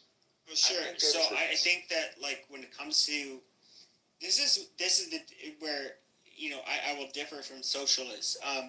Yes, when it comes to the elites, I'm not talking about Jews or any secret cabal.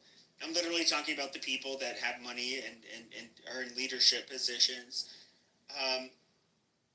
Do I think? No. So, if I was to say that, do I think that their interests necessarily align with the middle class and the everyday Americans? No, I don't give a fuck about giving corporations or the elites, tax cuts.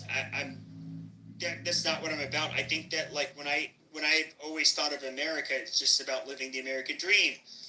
Everybody, for the most part, unless you're like a real fuck up, you have the chance at you have the opportunity at living a middle class life.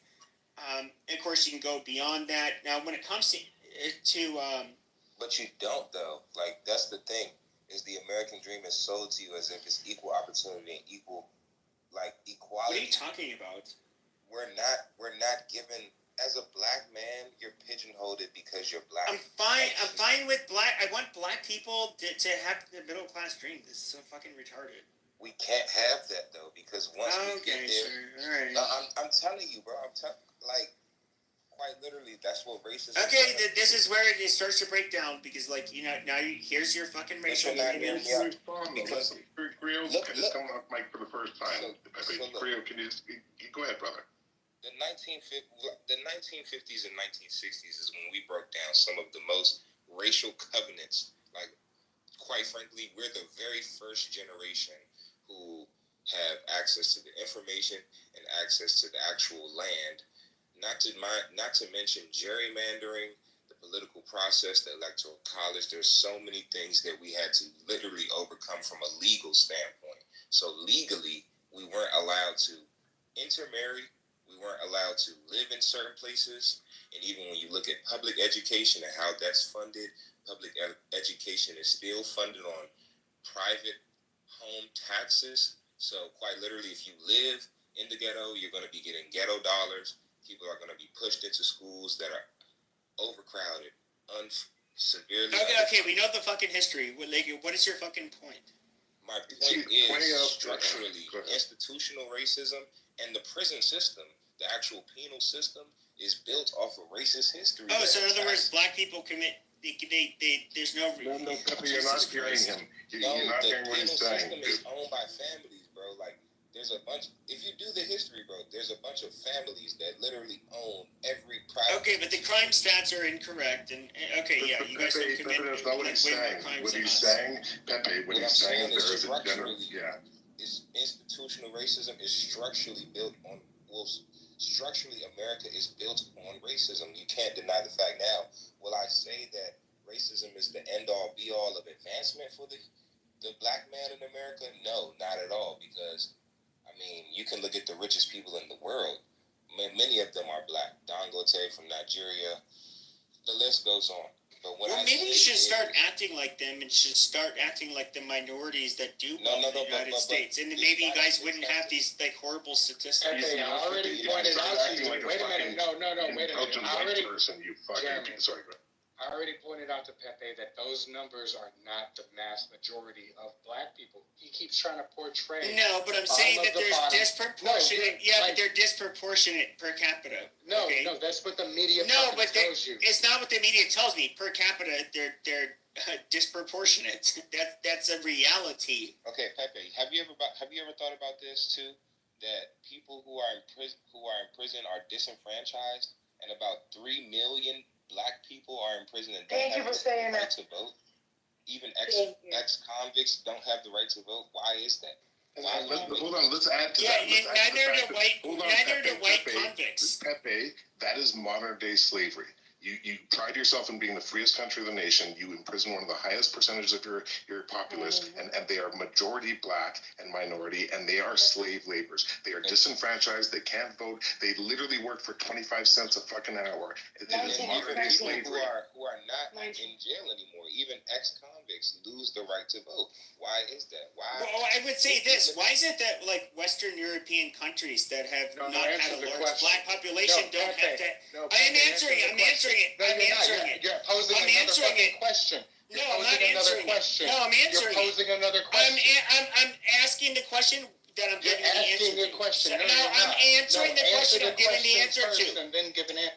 Sure. The answer to the question is that other Western European countries have not had the Negro problem that we have had, where they commit a disproportionate amount of crimes. No, they have another problem. They have an Arabian problem. They have a Middle Eastern problem. They have an Asian problem. No, they have a black problem. All you're talking about is you keep focusing on race. But who commits the majority of the crimes in the country? It's impoverished people, Pepe. African Americans do it at a higher rate. No, Pepe. Impoverished people create crimes, you motherfucker.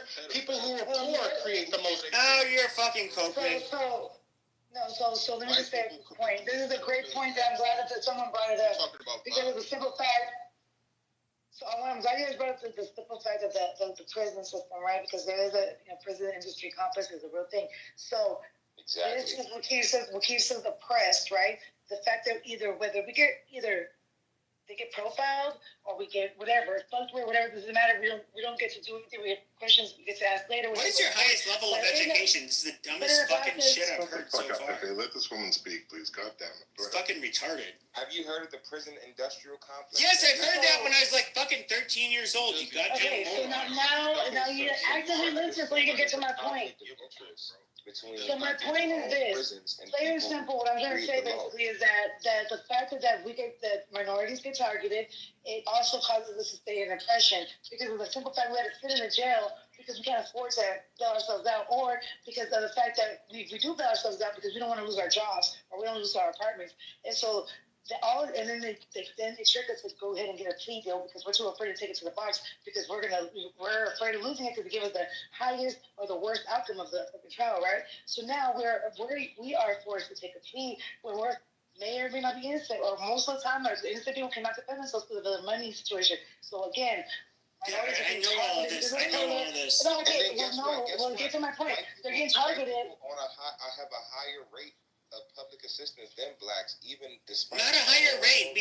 There's a higher number of them, but per capita, which would be higher rate, because per capita is rate. Okay, per capita, black people absolutely use. Black people. I understand black people. I understand black people have a hard time with per capita, but per capita, you guys literally use more food stamps, public aid, public assistance, and get time a lot more. You do. You fucking low IQ retards. Your favorite word is per capita. We get that. I know, because black people don't get per capita, and so you use it as an insult. But it's super simple. All right, but listen, until we get the policing, straightened out, we're never gonna have any real equality because at the end of the day, that's what's keeping us the fuck oppressed. There are police to keep us oppressed. It's low IQ people like you that are and as black people that commit a lot of crimes that cause a lot of fucking problems. It's that fucking simple. Well, your IQ is actually you have a very low emotional IQ right now. Because you're getting way emotional and not allowing people to laugh. Well, no, you just don't know what you're talking about. I do know what I'm talking about. It's not just policing, Pepe. Like, have you ever heard of the term intersectionality? Yes, that was like 30 fucking years ago when I got my ultra shitty easy sociology degree. Let me ask you. Intersectionality was something that was talked about all the time. Let me ask you because I want to understand your take on this subject. So, what do you? And please allow him to talk, and then I'll respond to you. What do you think? What do you think is keeping black people from having opportunity? You believe it's just us, like moping around, or what do you believe? My personal opinion. I mean, if I'll just give the most transparent answer. Yeah. I think that as a group, you guys are not as capable as every other group on the planet. Just being 100% transparent. In what respect? Because everywhere you guys live, whether it's in sub-Saharan Africa, the Caribbean islands, whether it's in Western countries where... So wait a minute. Hold on a second. Hold on. No. He said he wanted to... No. Hold on a second. He wanted an answer. I will let you... Wait a minute. No, I need to clarify. No, he wanted an answer. No. He wanted an answer. Don't fucking do this mute bully bullshit. Are you talking about black Americans, or are you talking about I'm talking about black people all over the world. So when it comes to black people all over the world, Just fucking let him. so sub-Saharan Africa, worst fucking place in the world. We can look at the Caribbean islands, how well they do. Not very well. Some of them rely off of tourism, but most of them are protectorates of European countries or the United States. But they still, if you look at the municipalities in the United States that have the highest homicide rates in the country, it's going to be the Caribbean islands. If you were to look at even within Western countries, the worst places in Western countries, and that includes Latin America, it's going to be wherever you have a large black population. And so my question would be this. Or not my question. My answer would be this. I'm gonna answer your question. My answer would be this. My answer would be this. No, I didn't. I didn't answer it. No, you're just shut the fuck up. My answer would be this. Because you don't know what the fuck. No. So my answer would be this. Wait. Allow him. Okay. Yeah. So I would just say this. Are black people capable? To be seen. We don't see you guys ever being able to operate at a level that any other racial group in the world has been able to do. Let me answer your question. You say you have a sociology degree. Tell me, sir, what is a sociological perspective on the... Well, it takes everything into consideration. No, that's not... No. Okay. This fucking retard is gonna tell me what the definition of sociology is. Okay, this is so goddamn retarded. I didn't even get to finish halfway through a sentence, and this fucking sub-IQ, subliterate piece of shit is gonna tell me no, I'm getting it wrong. Like this fucking retarded. Your take does not take into account the history of colonialism. It does take into consideration because most people across the world have suffered far worse than the Africans and the black people have, and they've literally been able to do better than your people. This is very entertaining for people, but this will be a quick one. Do you understand the situation of Cuba that a lot of farmers can't grow their own food because they have to subsidize? Those aren't even black people. He's talking about like African descent. Cuba doesn't do trade with fucking America, so that's fucking. This guy BP is racist. It's not because it's Cuba's fault. America had an embargo against them. Yeah, no shit. Because they're a communist country that undermines the United States. That's why they prop up Nicolas Maduro in Venezuela. That's why they prop up any goddamn fucking tyrant that is anti-Western. Sure, amazing. Trump. I would too when the United States is full of people, the CIA and the FBI who literally conspires against its own people in order to figure out what's going on. Oh yeah, because Cuba is just like a beacon of fucking freedom. They're such wonderful goddamn place to live. Just like America, Pepe, just like your fucking retards. Yeah, it's way better than Cuba. Absolutely. My phone died. So wait a minute. Poor. Like America's in debt. We don't produce anything. We just buy. Yeah, okay, you're comparing us to Cuba. You fucking subliterate. You're fucking retarded. I understand. We have a white cup. That wants to suck black dick. Okay, here we go. You're the only nation that doesn't have maternity leave. You're the only nation that's 48th in education. He is right. Well, no, I'm just saying, you guys are but like where else in the, and this is the obvious reality. Every racial group in the world looks at black people as being beneath them, and they have the lowest expectation. Why is that? Why is that? You've never left your country. You've never left your country. Jeremy, Jeremy, you're being a white cuck. That's fine. Let me get back in there.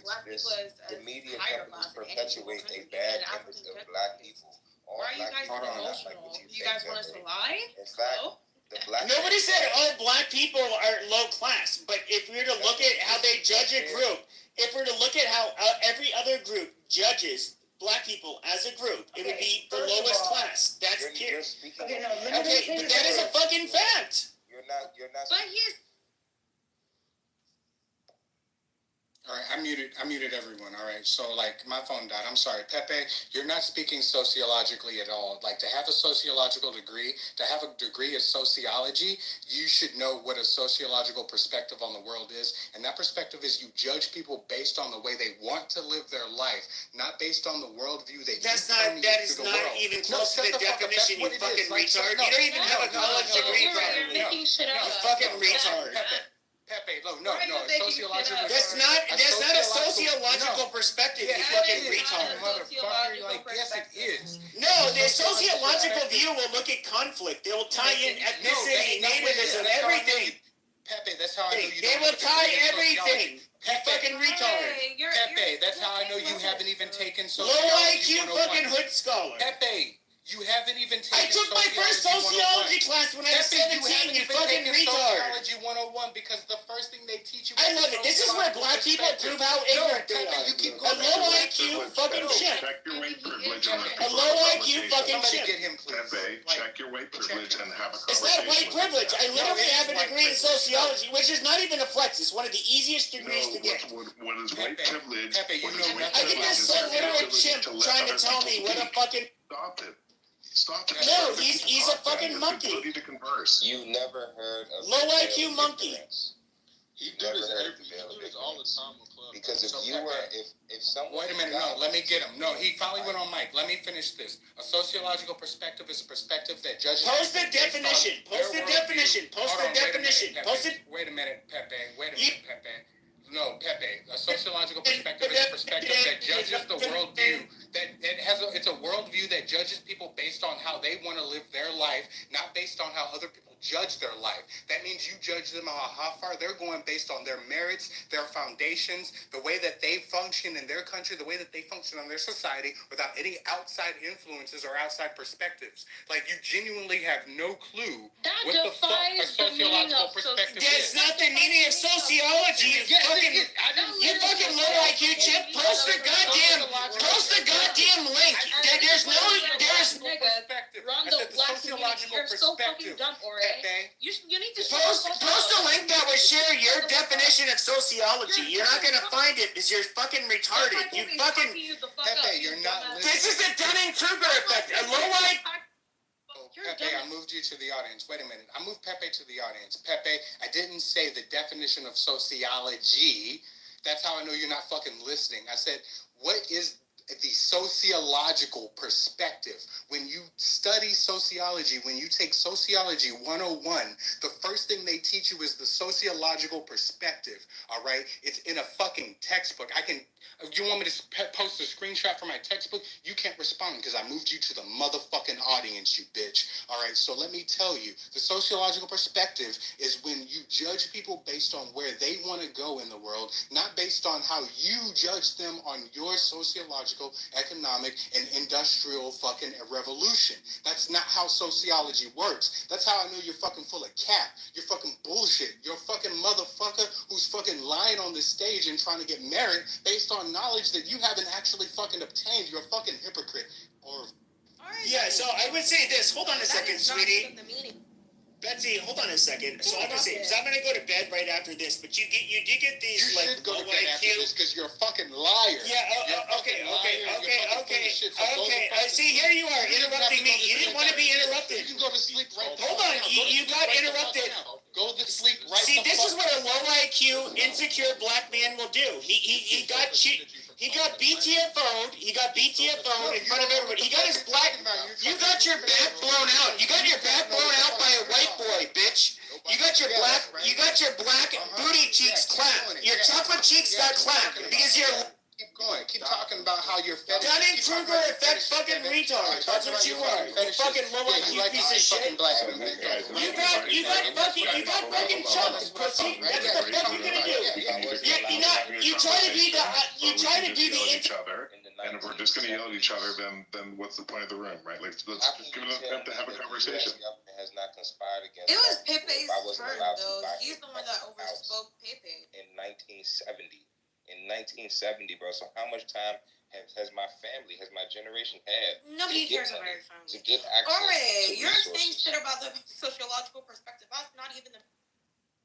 That is But my question still has You been just said answered. rubbish. If my family has been, You said rubbish. You said if my absolute family nonsense. has been discriminated against, and Nobody literally cares. They could be been lynched for all I barred care. from public Alright. assistance.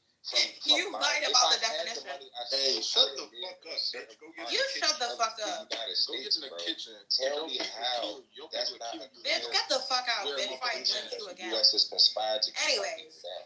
So, Like, I alright, haven't- you lied about the meaning of a sociological perspective. Why? Betsy, can Nobody you cares answer about your that? family. Imagine coming on Clubhouse and talking about how your family was being treated by Yo, white it's in the chat. You Yo, bum. so read the You're chat. a man. Go Read the fucking chat. work for your Read the shit. chat. You fucking Read the fuck. chat, You weak lady. ass piece of shit. Hey, Nobody's lady, gonna read feel the sorry chat. for you. Hey, lady, read the chat. Anyways. I put the link in the chat. I put the link in the chat. Hey, I put the link in the chat. I put the link in the chat, Betsy. Hey, Betsy, the link is in the chat. The link is in the chat, Betsy. Like, I don't get how, bro. We're not gonna feel sorry for your family. Betsy, the link is in the chat. The link is in the chat. Betsy, if you don't lose the ticket, no one's gonna give a shit what you say. Like, literally, go, you can bounce and come back and have a fucking no big ticket. Conspires against my people. That don't make sense, bro. And people say that was the past. That was in 1970. How many generations removed are we from the 1970s? Maybe one. Some people's parents maybe were born two. in 1960. Exactly. My mother was born in 1960. I'm 26 years old. Like, that's yeah, one and generation. this is kind of the point you're making, right? Like, listen, being able to play the generational wealth lottery does not guarantee wealth. Not all white people in America are wealthy. In fact, most of them aren't, right? But they got to fucking play the lottery, right? For like dozens, hundreds of generations.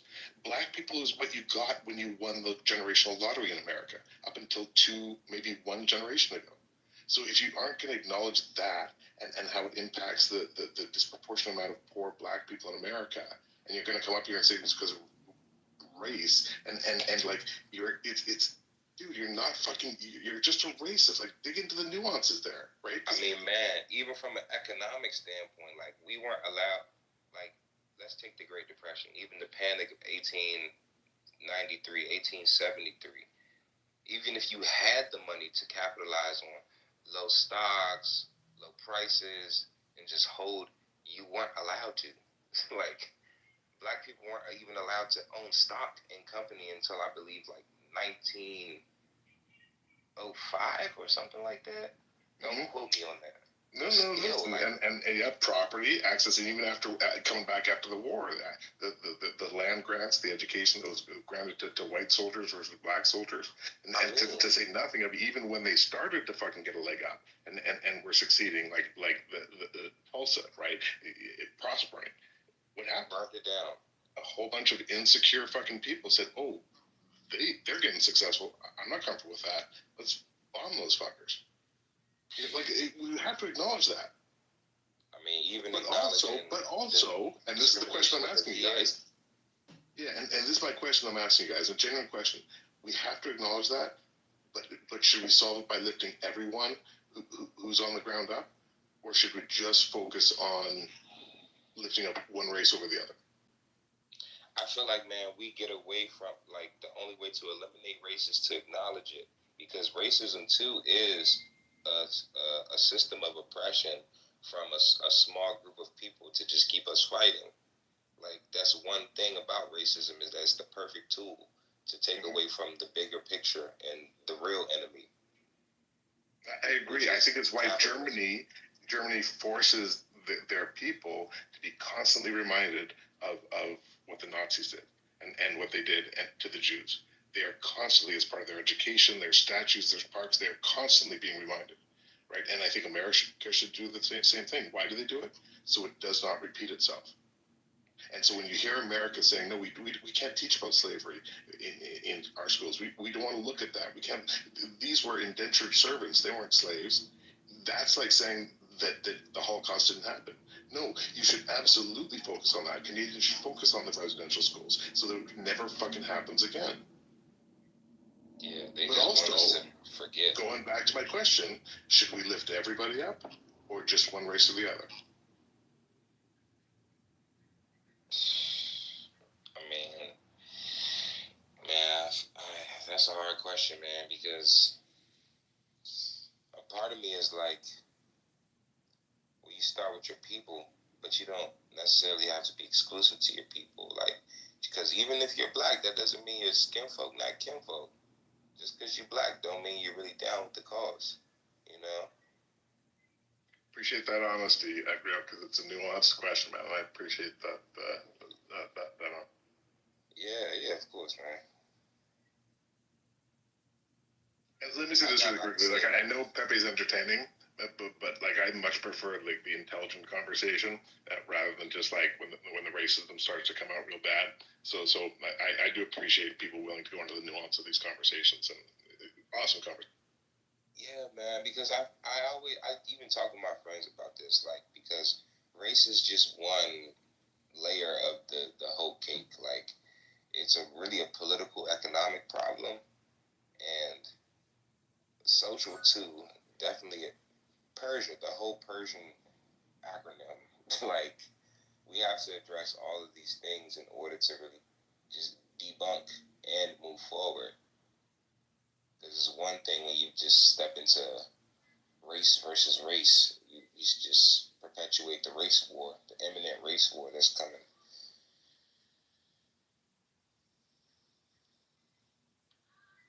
It's a sticky situation. Oh yeah, nobody cares about your fucking pathos. Let's move on. So Shaim, I think you made a really good comment in the chat, right? Instead Can of you separate? that, why don't you come with your own Shut the fuck perspective? up, bitch. That's all you want to do is argue, and you're Yes, part of the problem. bitch, yes. Hey, what was Shayama saying? What was Shayama Yeah, saying? Shaim made a great comment. Like, can you separate your history from your current problems? And Shaim, I think that's exactly the complicated nuance that we're talking about, right? Yeah. Is that, yes, there's a disproportionate amount of black people who are in poverty, and that's directly related to America's past. But also that really hard question, like, how do you solve that? Do you solve it by lifting up just the black people? Or you say, hey, why don't we just lift up anyone, right? Because there are wealthy black people, obviously. You know, there are black people who got here who had nothing to do with slavery.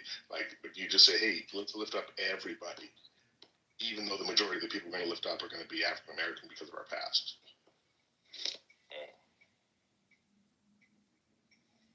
I guess like when you're trying to figure out who to lift up, you got to ask yourself who needs it the most, right? I don't think equality is necessarily the same as equity or justice either. So if you really want to actually have a world where everybody has access to the same opportunities, you need to adjust measures accordingly. I think white people require certain initiatives, but those initiatives will be fundamentally and culturally different than black people. You know what I'm saying? Like they'll just be different. But to try to approach human beings as if we're all the same because we got the same type of DNA, it doesn't really make sense on a cultural level from a societal point of view. That society produces the people that we are today. So whatever initiatives a white person feels like, again, white people are poor too, but white people are poor for a completely different reason. Not completely different, but it's different reasons that go into it. So to address you as if you would address me. But what are you saying, that black people will be lifted by a face that looks like theirs? Can it be another nation that lifts up the black? And you know what's funny about that is that the early on revolutions in America were from poor farmers. Like, and so it's funny how racism and just racist tactics too, because it's not just the belief, it's the actual legal systems have brought us here. So that's why we too kind of have to eliminate the idea of race and get back to a understanding of like capitalism and socialism. This is really a capitalist problem. It all stems from capitalism. This is what Huey Newton was saying, and that's how he united the people. I mean, you look at the first rebellions in America, Shays Rebellion. Nothing you would even have the intellectual capacity to You speak can't even on. speak. Like, you dumb bitch. Nothing you don't know how to speak. please shut up. Why are you just? Like, what does this you have just to a do with hater? capitalism? You just a No, hater. you're just Like, you're just. Karen needs to get something off her chest. We have to be able to identify trolls, right? She was literally just trolling the brother who was saying something that was deep and throwing him off. Like, why would you engage with that? Genuinely, her whole intention was to be contentious. Also Pepe, right? Like, someone who's demonstratedly wrong. But go ahead, Greg. Go ahead. But I like Betsy. She looks like she has spunk. She's probably missing an over. So you guys can't stand another opinion? Is that what this is saying? You want? No, you're being a troll. You're literally, in your objective opinion, is to be a troll. Okay, correct to me. Then I'm you didn't even have an opinion. If you had an opinion, I would have respected it. When you say that you're done entertaining her, just let me know. Oh God, please, can we ignore this bitch existence? Yeah, like I'll drop her. Like, if you want to engage with her, let me know. But if you don't want to engage with her, you're crying to white men.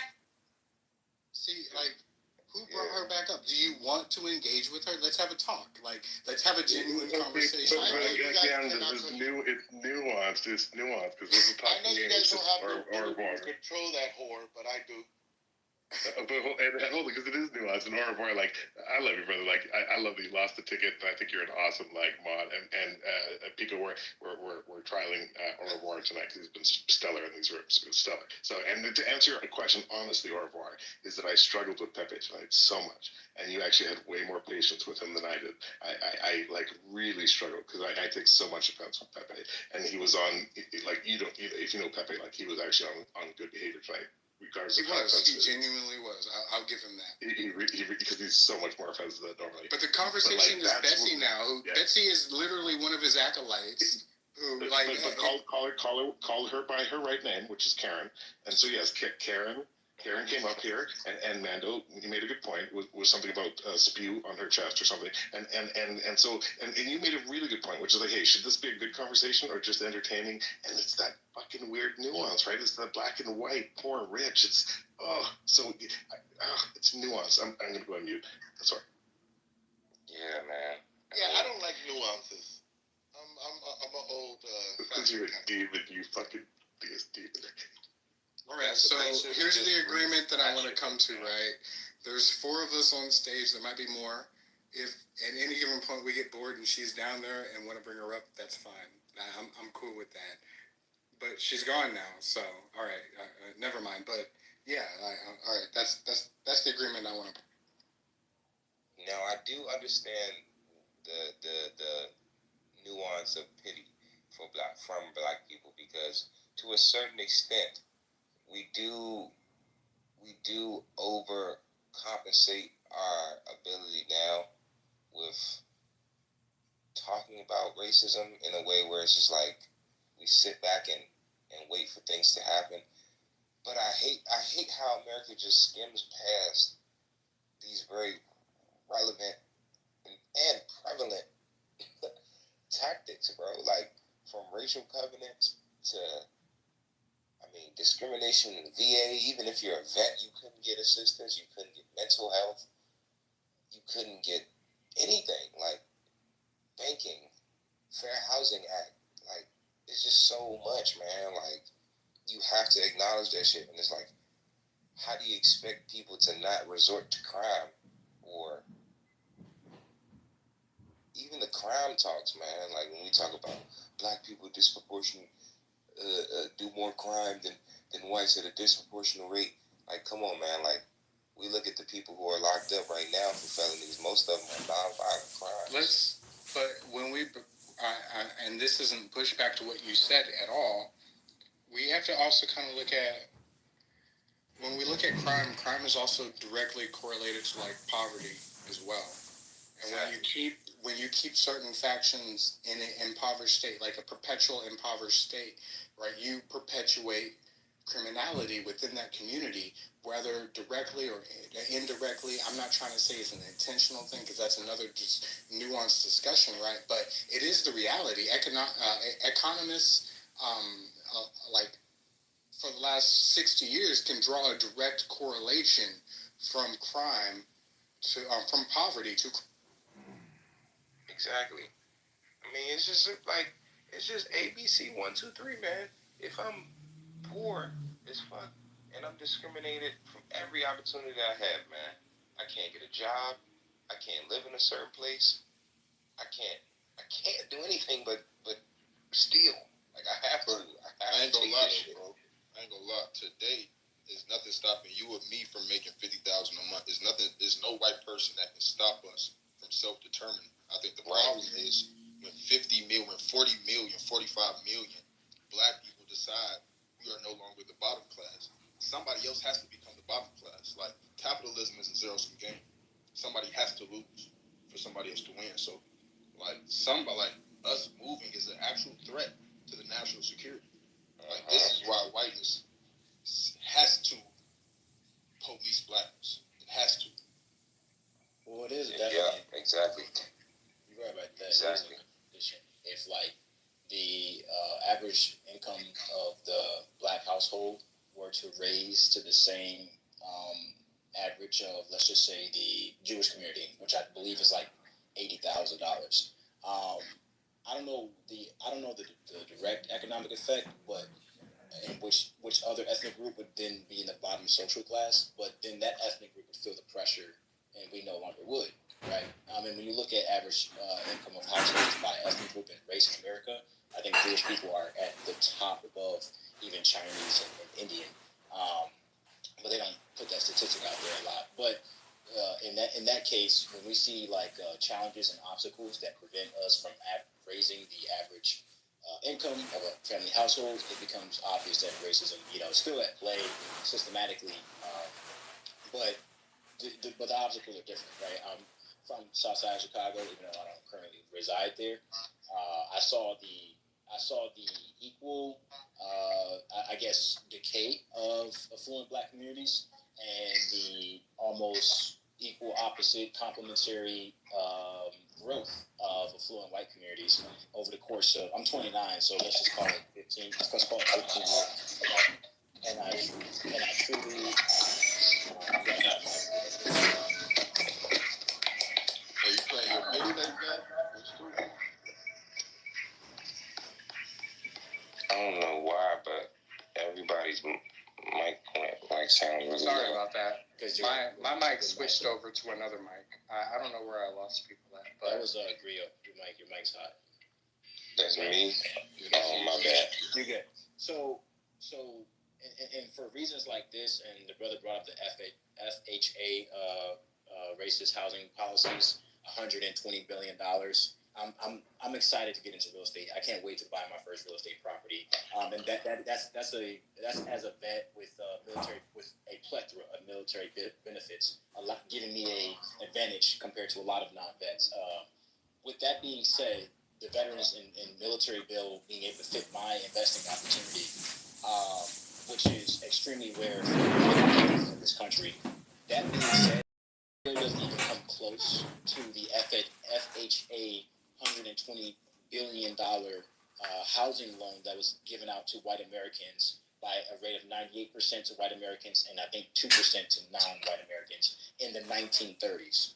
$120 billion in housing and real estate assets in the 1930s would amount to at least, I'm being conservative here, at least $2 trillion today.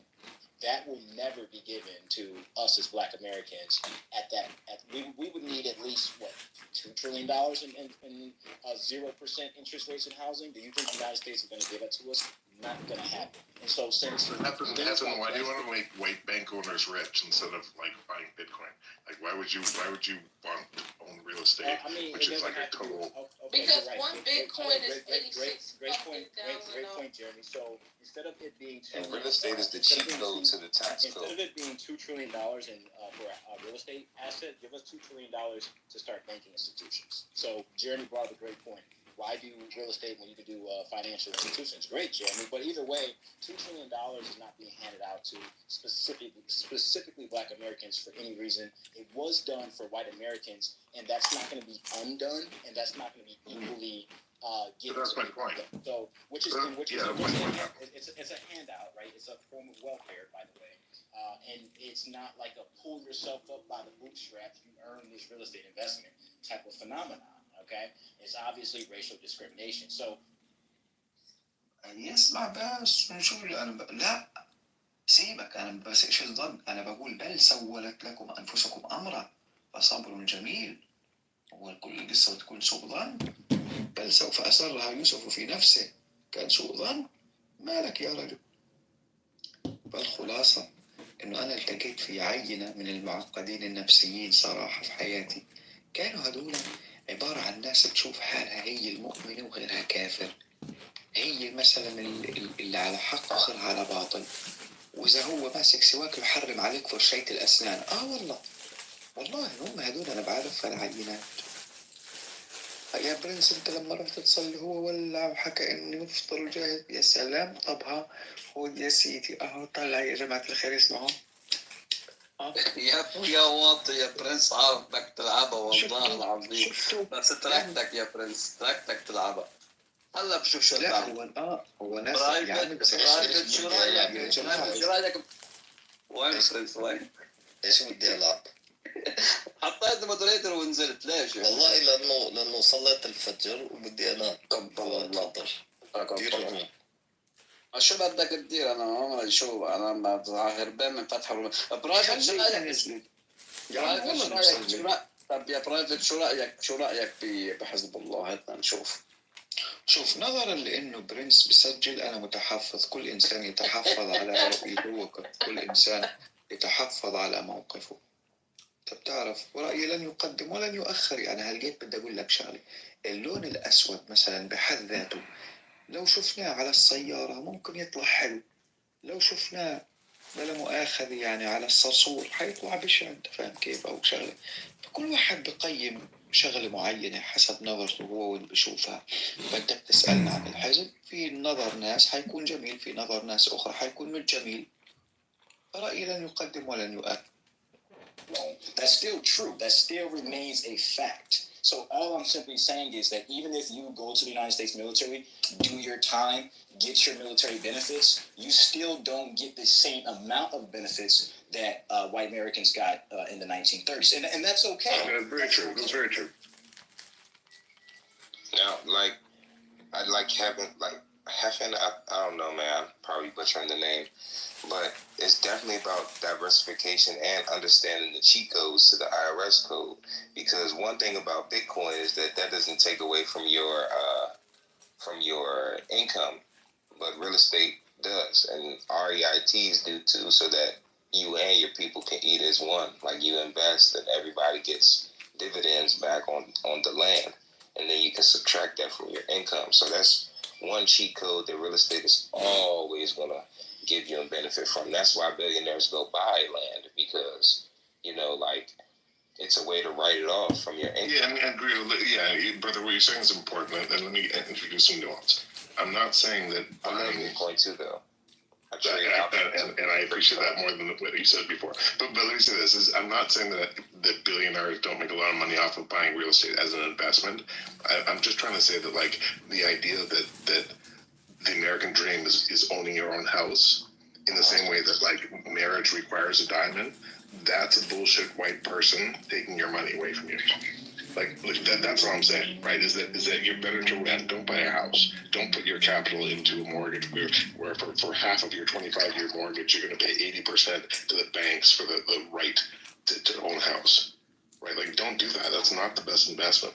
Jeremy, but that could be a way to, like, get it back, though. You know what I'm saying? So that the banks don't own the houses. Like, it's going to take generations, but it is a way to you have to play the game in order to get what you want out of the game. You get that property, and then boom, you own it. So you have to play the game in order to get the money, get the assets, and then you can cut them off, because now you own it. And now, if you diversify your portfolio well enough, you start your own ecosystem.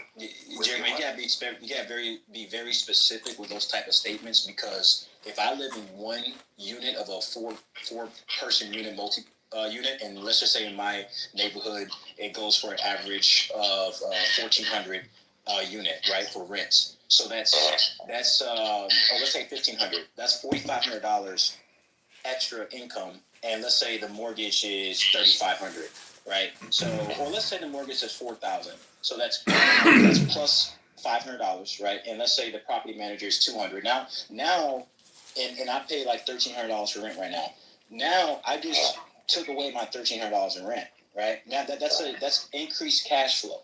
You see, so if you're saying don't buy a house by itself because the real estate market is flooded, sure, maybe, but even then I don't know about that. But again, for multi-family, I think it's a completely different paradigm. Also, most Bitcoin whales, I don't know what race they are, but I can tell you most Bitcoin whales are not black people. I doubt that. It was so good. You said what? Oh, I said it's so good. It's delicious what you said. If I can go ahead and finish. Don't mind Jeremy. He looks at everything like porno.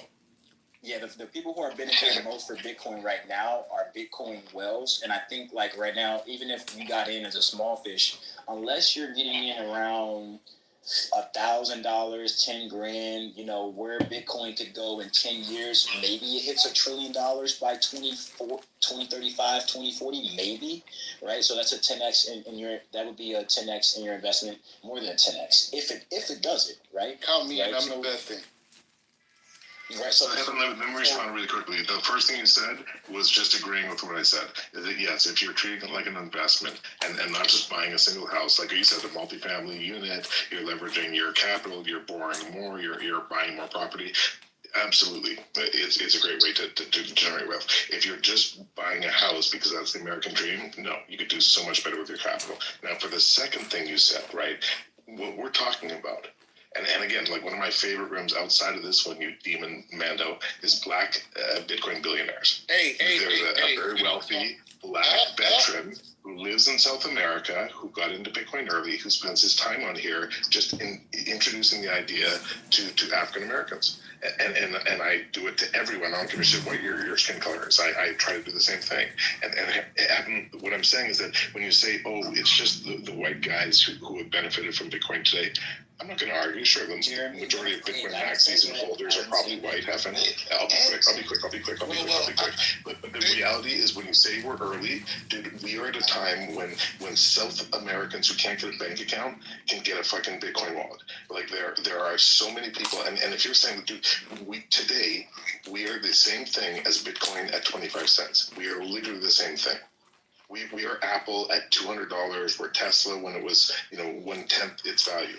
And so the difference is that if you're going to say, oh, go buy a house and make a bunch of white fucking bankers rich, that's better than just understanding technology and buying Bitcoin and sitting on it for 4 years and making a profit, then you don't understand it, man. Like you literally don't understand like everything that I'm saying. Right. So I invest too, man. When people talk about reinvesting, they always talk about money, man. Like we can fucking build farms. We can have the things that we essentially need. Like why not take some money and start a farm? Hold on 1 second, Grill. Right. Hold on 1 second. So, Jeremy, earlier I said what black people have to do is different than what everyone else does, right? Crypto is one of those avenues. It's not the only avenue. I don't even know if it's sound financial to ignore the real estate investment opportunity, right? Again, I could see if there wasn't as far as Bitcoin whales. I said most Bitcoin whales are not black people. When you bring up one black person that has done well in Bitcoin, you're proving my point, right? I didn't say nobody and no black person has done well in Bitcoin or crypto. I said most bankers are probably ran by white men. Most crypto whales.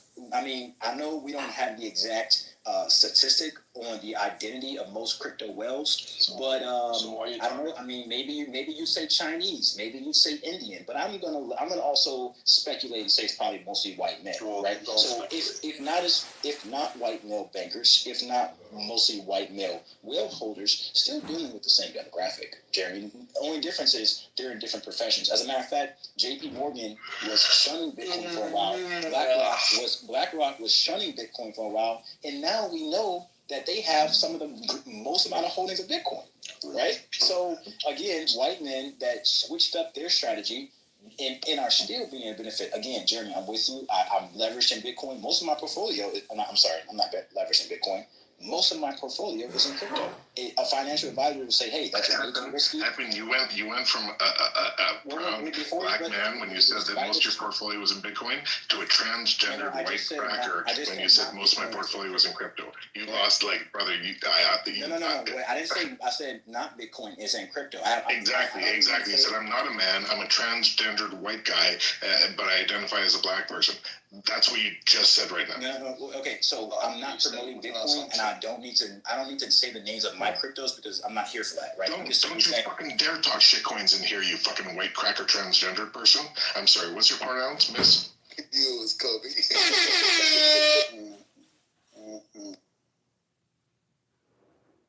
It happened. Sorry. I got a little emotional there. Let me apologize. As a Canadian, let me just step back. Let me step back. Because we were talking about Bitcoin versus real estate, and then you started saying crypto versus Bitcoin, and I took huge offense. Like, more offense than everything that Pepe said tonight. Everything that Pepe said today, and I took so much offense with what he said, but nothing that he said caused me to take more offense than when you said, no. I said crypto, not Bitcoin. Like, how dare? I'm sorry. You know, I'm just gonna get more insulting. I'm gonna go on mute. No, Jeremy, do you own property? No. How dare you? Why the fuck would I do that? Sorry. Own any property? No, I have in the past, but no, I That's don't. anti-American. Thank God, you fucking Russians. Sorry, go ahead. So instead of owning a house, you spend $4,000 a month giving it to me. Awesome, thank you. No, I didn't give it to you. I gave it to my Russian landlord. And instead of that, I made a fuck ton more on what I spent with the money that I would have spent for a down payment on a fucking shitty house for 5% appreciation every month while I pay property taxes and I repair the fucking house. You know how much it cost me to repair my fucking roof? Nothing. I call my landlord and I say, you Chinese bitch. Yeah, just get a new house. Get a brand new house. Hold on. But see, the thing is, Jeremy, the problem is that you get all your money back in the end. It's like owning a house is like renting. All you're doing is renting. And then after, whenever you want to get rid of it, you get all your money back. So let me ask you, Boris, you have to understand that, like, the difference is, it's just like renting, except the people that rent can take the 10% down payment on the house that they spent to buy it and invest it somewhere else and end up with way greater returns than they would if they had spent that to buy a house and spent all the wasted money, fixing it. Jeremy, I got to give you pushback on this one because you have to understand that when you're renting at a place, that person is more than likely paying a mortgage, right? And so, let me give you my personal perspective. Let me give you my anecdotal experience. Never before, me buying a house, was I able to move and then profit $50,000 upon my move. Like, I bought a house, I ended up wanting to relocate to another state. I sold that house, and then I walked away with like $50,000. Here in the United States specifically, real estate is an avenue of general, like, of actual generational wealth. The banks are genuinely, in my opinion, the smallest factor. The things that you said are true, but the reality of the circumstances is that you actually have a chance of a profit when you own real estate rather than when you're renting. When you move, I mean, you go from deductible to deductible, but when you own property, if you buy a house and then sell it and then move to another house, you have much more money to actually operate on. And dare I say, you have leverage because you have a property that the banks will actually be more favorable towards giving you favorable options. And I think, au revoir, the reason you have that perception is because everyone on the stage probably had parents who had unbelievable wealth, and maybe not everyone here, because everyone did have parents who own houses, but if your parents did own their house... No, Jeremy, I told you what my perspective was. I sold a house, and I got $50,000 after it. Like, who has ever received a transaction? How many people receive a transaction for like $50,000, and the house was paid off when I sold it? That was the house that sold off paid off $50,000 more. You don't get that with real estate. No, brother. I'm sorry, you don't get that with rental. Brother, let's click on that, right? How many years did you hold that property? 2 years. So in 2 years, you bought a property and then you sold it for a $50,000 profit. Yes. So did you do that to buy a house as your primary residency? No, like I had a dire circumstance that required me to move to another, I guess in Canada you would call them province. So like I used that money to move. But like, yeah, I could have rolled that into another property. But at the time that I sold it, that would not have been like financially advisable because property was inflated and still is in the United. And all I hear you saying, Orvar, is that I played the real estate lottery in America and I won. And all I'm saying is that the majority of people who get into real estate to own their own house rather than having enough capital to use that as one investment vehicle for their portfolio, the people who are just saying, hey, the American dream is own a house, that's not the best place to put your money financially. That's not the American dream. That's close to the American dream, but that's not close to the American. Like that's not the American dream. That's how we sell. Let me tell you, like from the inside looking out, that's what we tell you the American dream is. From the inside, like telling you, the American dream is to own real estate, own property, own it and keep it. That's it. We only tell people coming into this country to buy one property, to own their own castle, right? That's what we sell you. That's not the game. That's what the white bankers sell you. In the same way that the white fucking owners of the beer sells you the idea that you can only marry the person you love if you give them a diamond. Different things. Like so, the diamond thing, you're absolutely right. The diamond thing, you're absolutely right. But statistically, the way to wealth in the United States is to own property. Yes, and if you go back further, the way to acquire wealth in the United States is to own black people. Also, doesn't property make it? No. It's property. You want to change the words? No. Property. Chattel slavery. I'm agreeing with you. Chattel slavery. The same concept is true today. You want to make it disparaging and you want to make it unsavory, like by changing it from owning a house to owning a black person. But the ideology, the concept, the method is the same method. It's the same thing, and it's still true in this country. As I said earlier, the game has changed, but the players are the same. Right? Like it's like nothing has changed and everything has changed. So three questions, or three quick questions, and I want you to answer for Bitcoin and for real estate, not crypto. And if you mention crypto, brother, I love you. I think you're awesome. I think you're gonna be a great talking ape. But if you say crypto, I'm gonna get emotional. But let's just talk Bitcoin and real estate and answer these three questions. Is it true that in real estate, if you're gonna take out a mortgage to own a house to live in, that for the majority of that mortgage, the majority of what you pay is going to go to banks that are owned by white people? Question number one. Is that true when you buy Bitcoin? Question number two.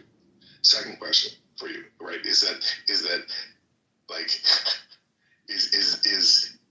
has anyone who's bought property in America, are they guaranteed to make a profit if they hold it for 4 years? Also, has there ever been anyone who has not made a profit who has held Bitcoin for more than 4 years? That's my second question. So I don't have a problem with Bitcoin, but I want to say that I'm a Web3 developer and I favor Solana, preferably.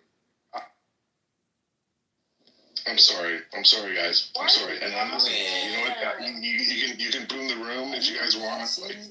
Wait, you're a maxi? Oh God, he's a max. Oh this is so dumb. Hey, what happened? It's kind of. Hi, Boris. But here's where when he says white bankers, all I hear is I'm into where white people own fintech. Like, who owns majority of crypto?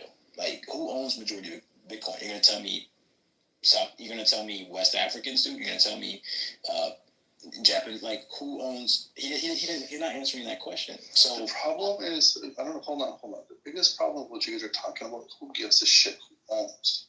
Only matters what you own. I said he brought up white bankers as is to say, what's the demographic of crypto earners? I didn't bring up the guy that created Bitcoin essentially has majority of the Bitcoin. There's no evidence. There's no evidence of Satoshi Nakamoto. You or I, no one in this room has evidence that he actually exists or that that's a real person. Like, let's be frank here. You've never proved, but no one has ever proved. I've done research on him, but I just couldn't find like a birth certificate. I couldn't find old pictures. I did a picture of him, but I can't find. So let's say the server just crashes and y'all lose everything. What you gonna do? Like, what if some glitch happens in the system and then it's all gone? I mean, hey, what if the stock market turns off tomorrow, right? But that's not really how you want. Well, I'm saying that's the difference, right? It's like if I buy a house, it don't matter what the fuck going on. I still own that house if it's mine. But crypto is so I don't know. At least to me, I don't know shit about it. So to me, I look at it as this thing that's like, okay, it's on the internet. And what if we just the thing is, you gotta ask yourself: are you psychologically prepared for the lights to come off? Right? Are you prepared to walk down the street with a hammer? Right, like what if the movie Red Dawn ends up happening for real, and literally we got motherfuckers dropping out of ships, or I guess not ships, like planes and helicopters and shit, and coming up in our houses run me your shit, and now they done fucked with the electromagnetic field, so now we ain't got no access to satellites, we can't use our phones, we can't drive our cars, then what we gonna do? Now we just got a bunch of internet money. We might as well be Monopoly. Well, you can say the same thing about the U.S. dollar, right? But if you want to have apocalyptic, Book of Revelations type of thinking, then maybe long-term investing is not your, derivatives are not your. I'm talking about, okay, I'm just feeling with the state of the United States right now, we absolutely you gotta ask yourself the logical. That doesn't sound like a foreign concept anymore. Yeah, and the thing is, you gotta ask yourself the critical questions, right? Psychologically prepare yourself for what I'm about to say. Are you prepared to kill a person, a human being, for a chicken nugget? And you gotta understand the circumstances. I'm not killing a person I'll kill someone for it. I'm mentally prepared for it. If I'm starving, I'll kill you for a chicken nugget. Nigga, you can have a fucking chicken nugget. You're not prepared. None of you guys are prepared. To be fair, Princess, with crypto, you could, put in 10K, get out 70K in a matter of months. This is quite possible, and then use that 70K to buy the home or buy the guns or the foods so that you can prepare for the apocalypse. So, two things can be true at the same.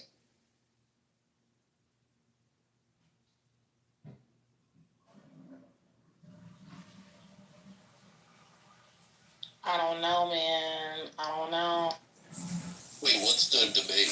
What if somebody just I'm not really debating, but what if somebody just, said, pulled out a wire or something, disconnect server, everything fucks up. You know what I'm saying? Computers get viruses all the time.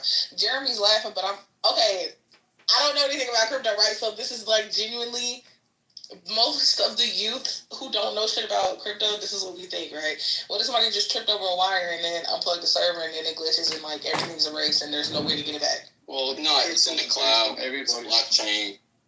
Okay, but what if the cloud fucks up, right? It's the internet. Now you're right. If the cloud.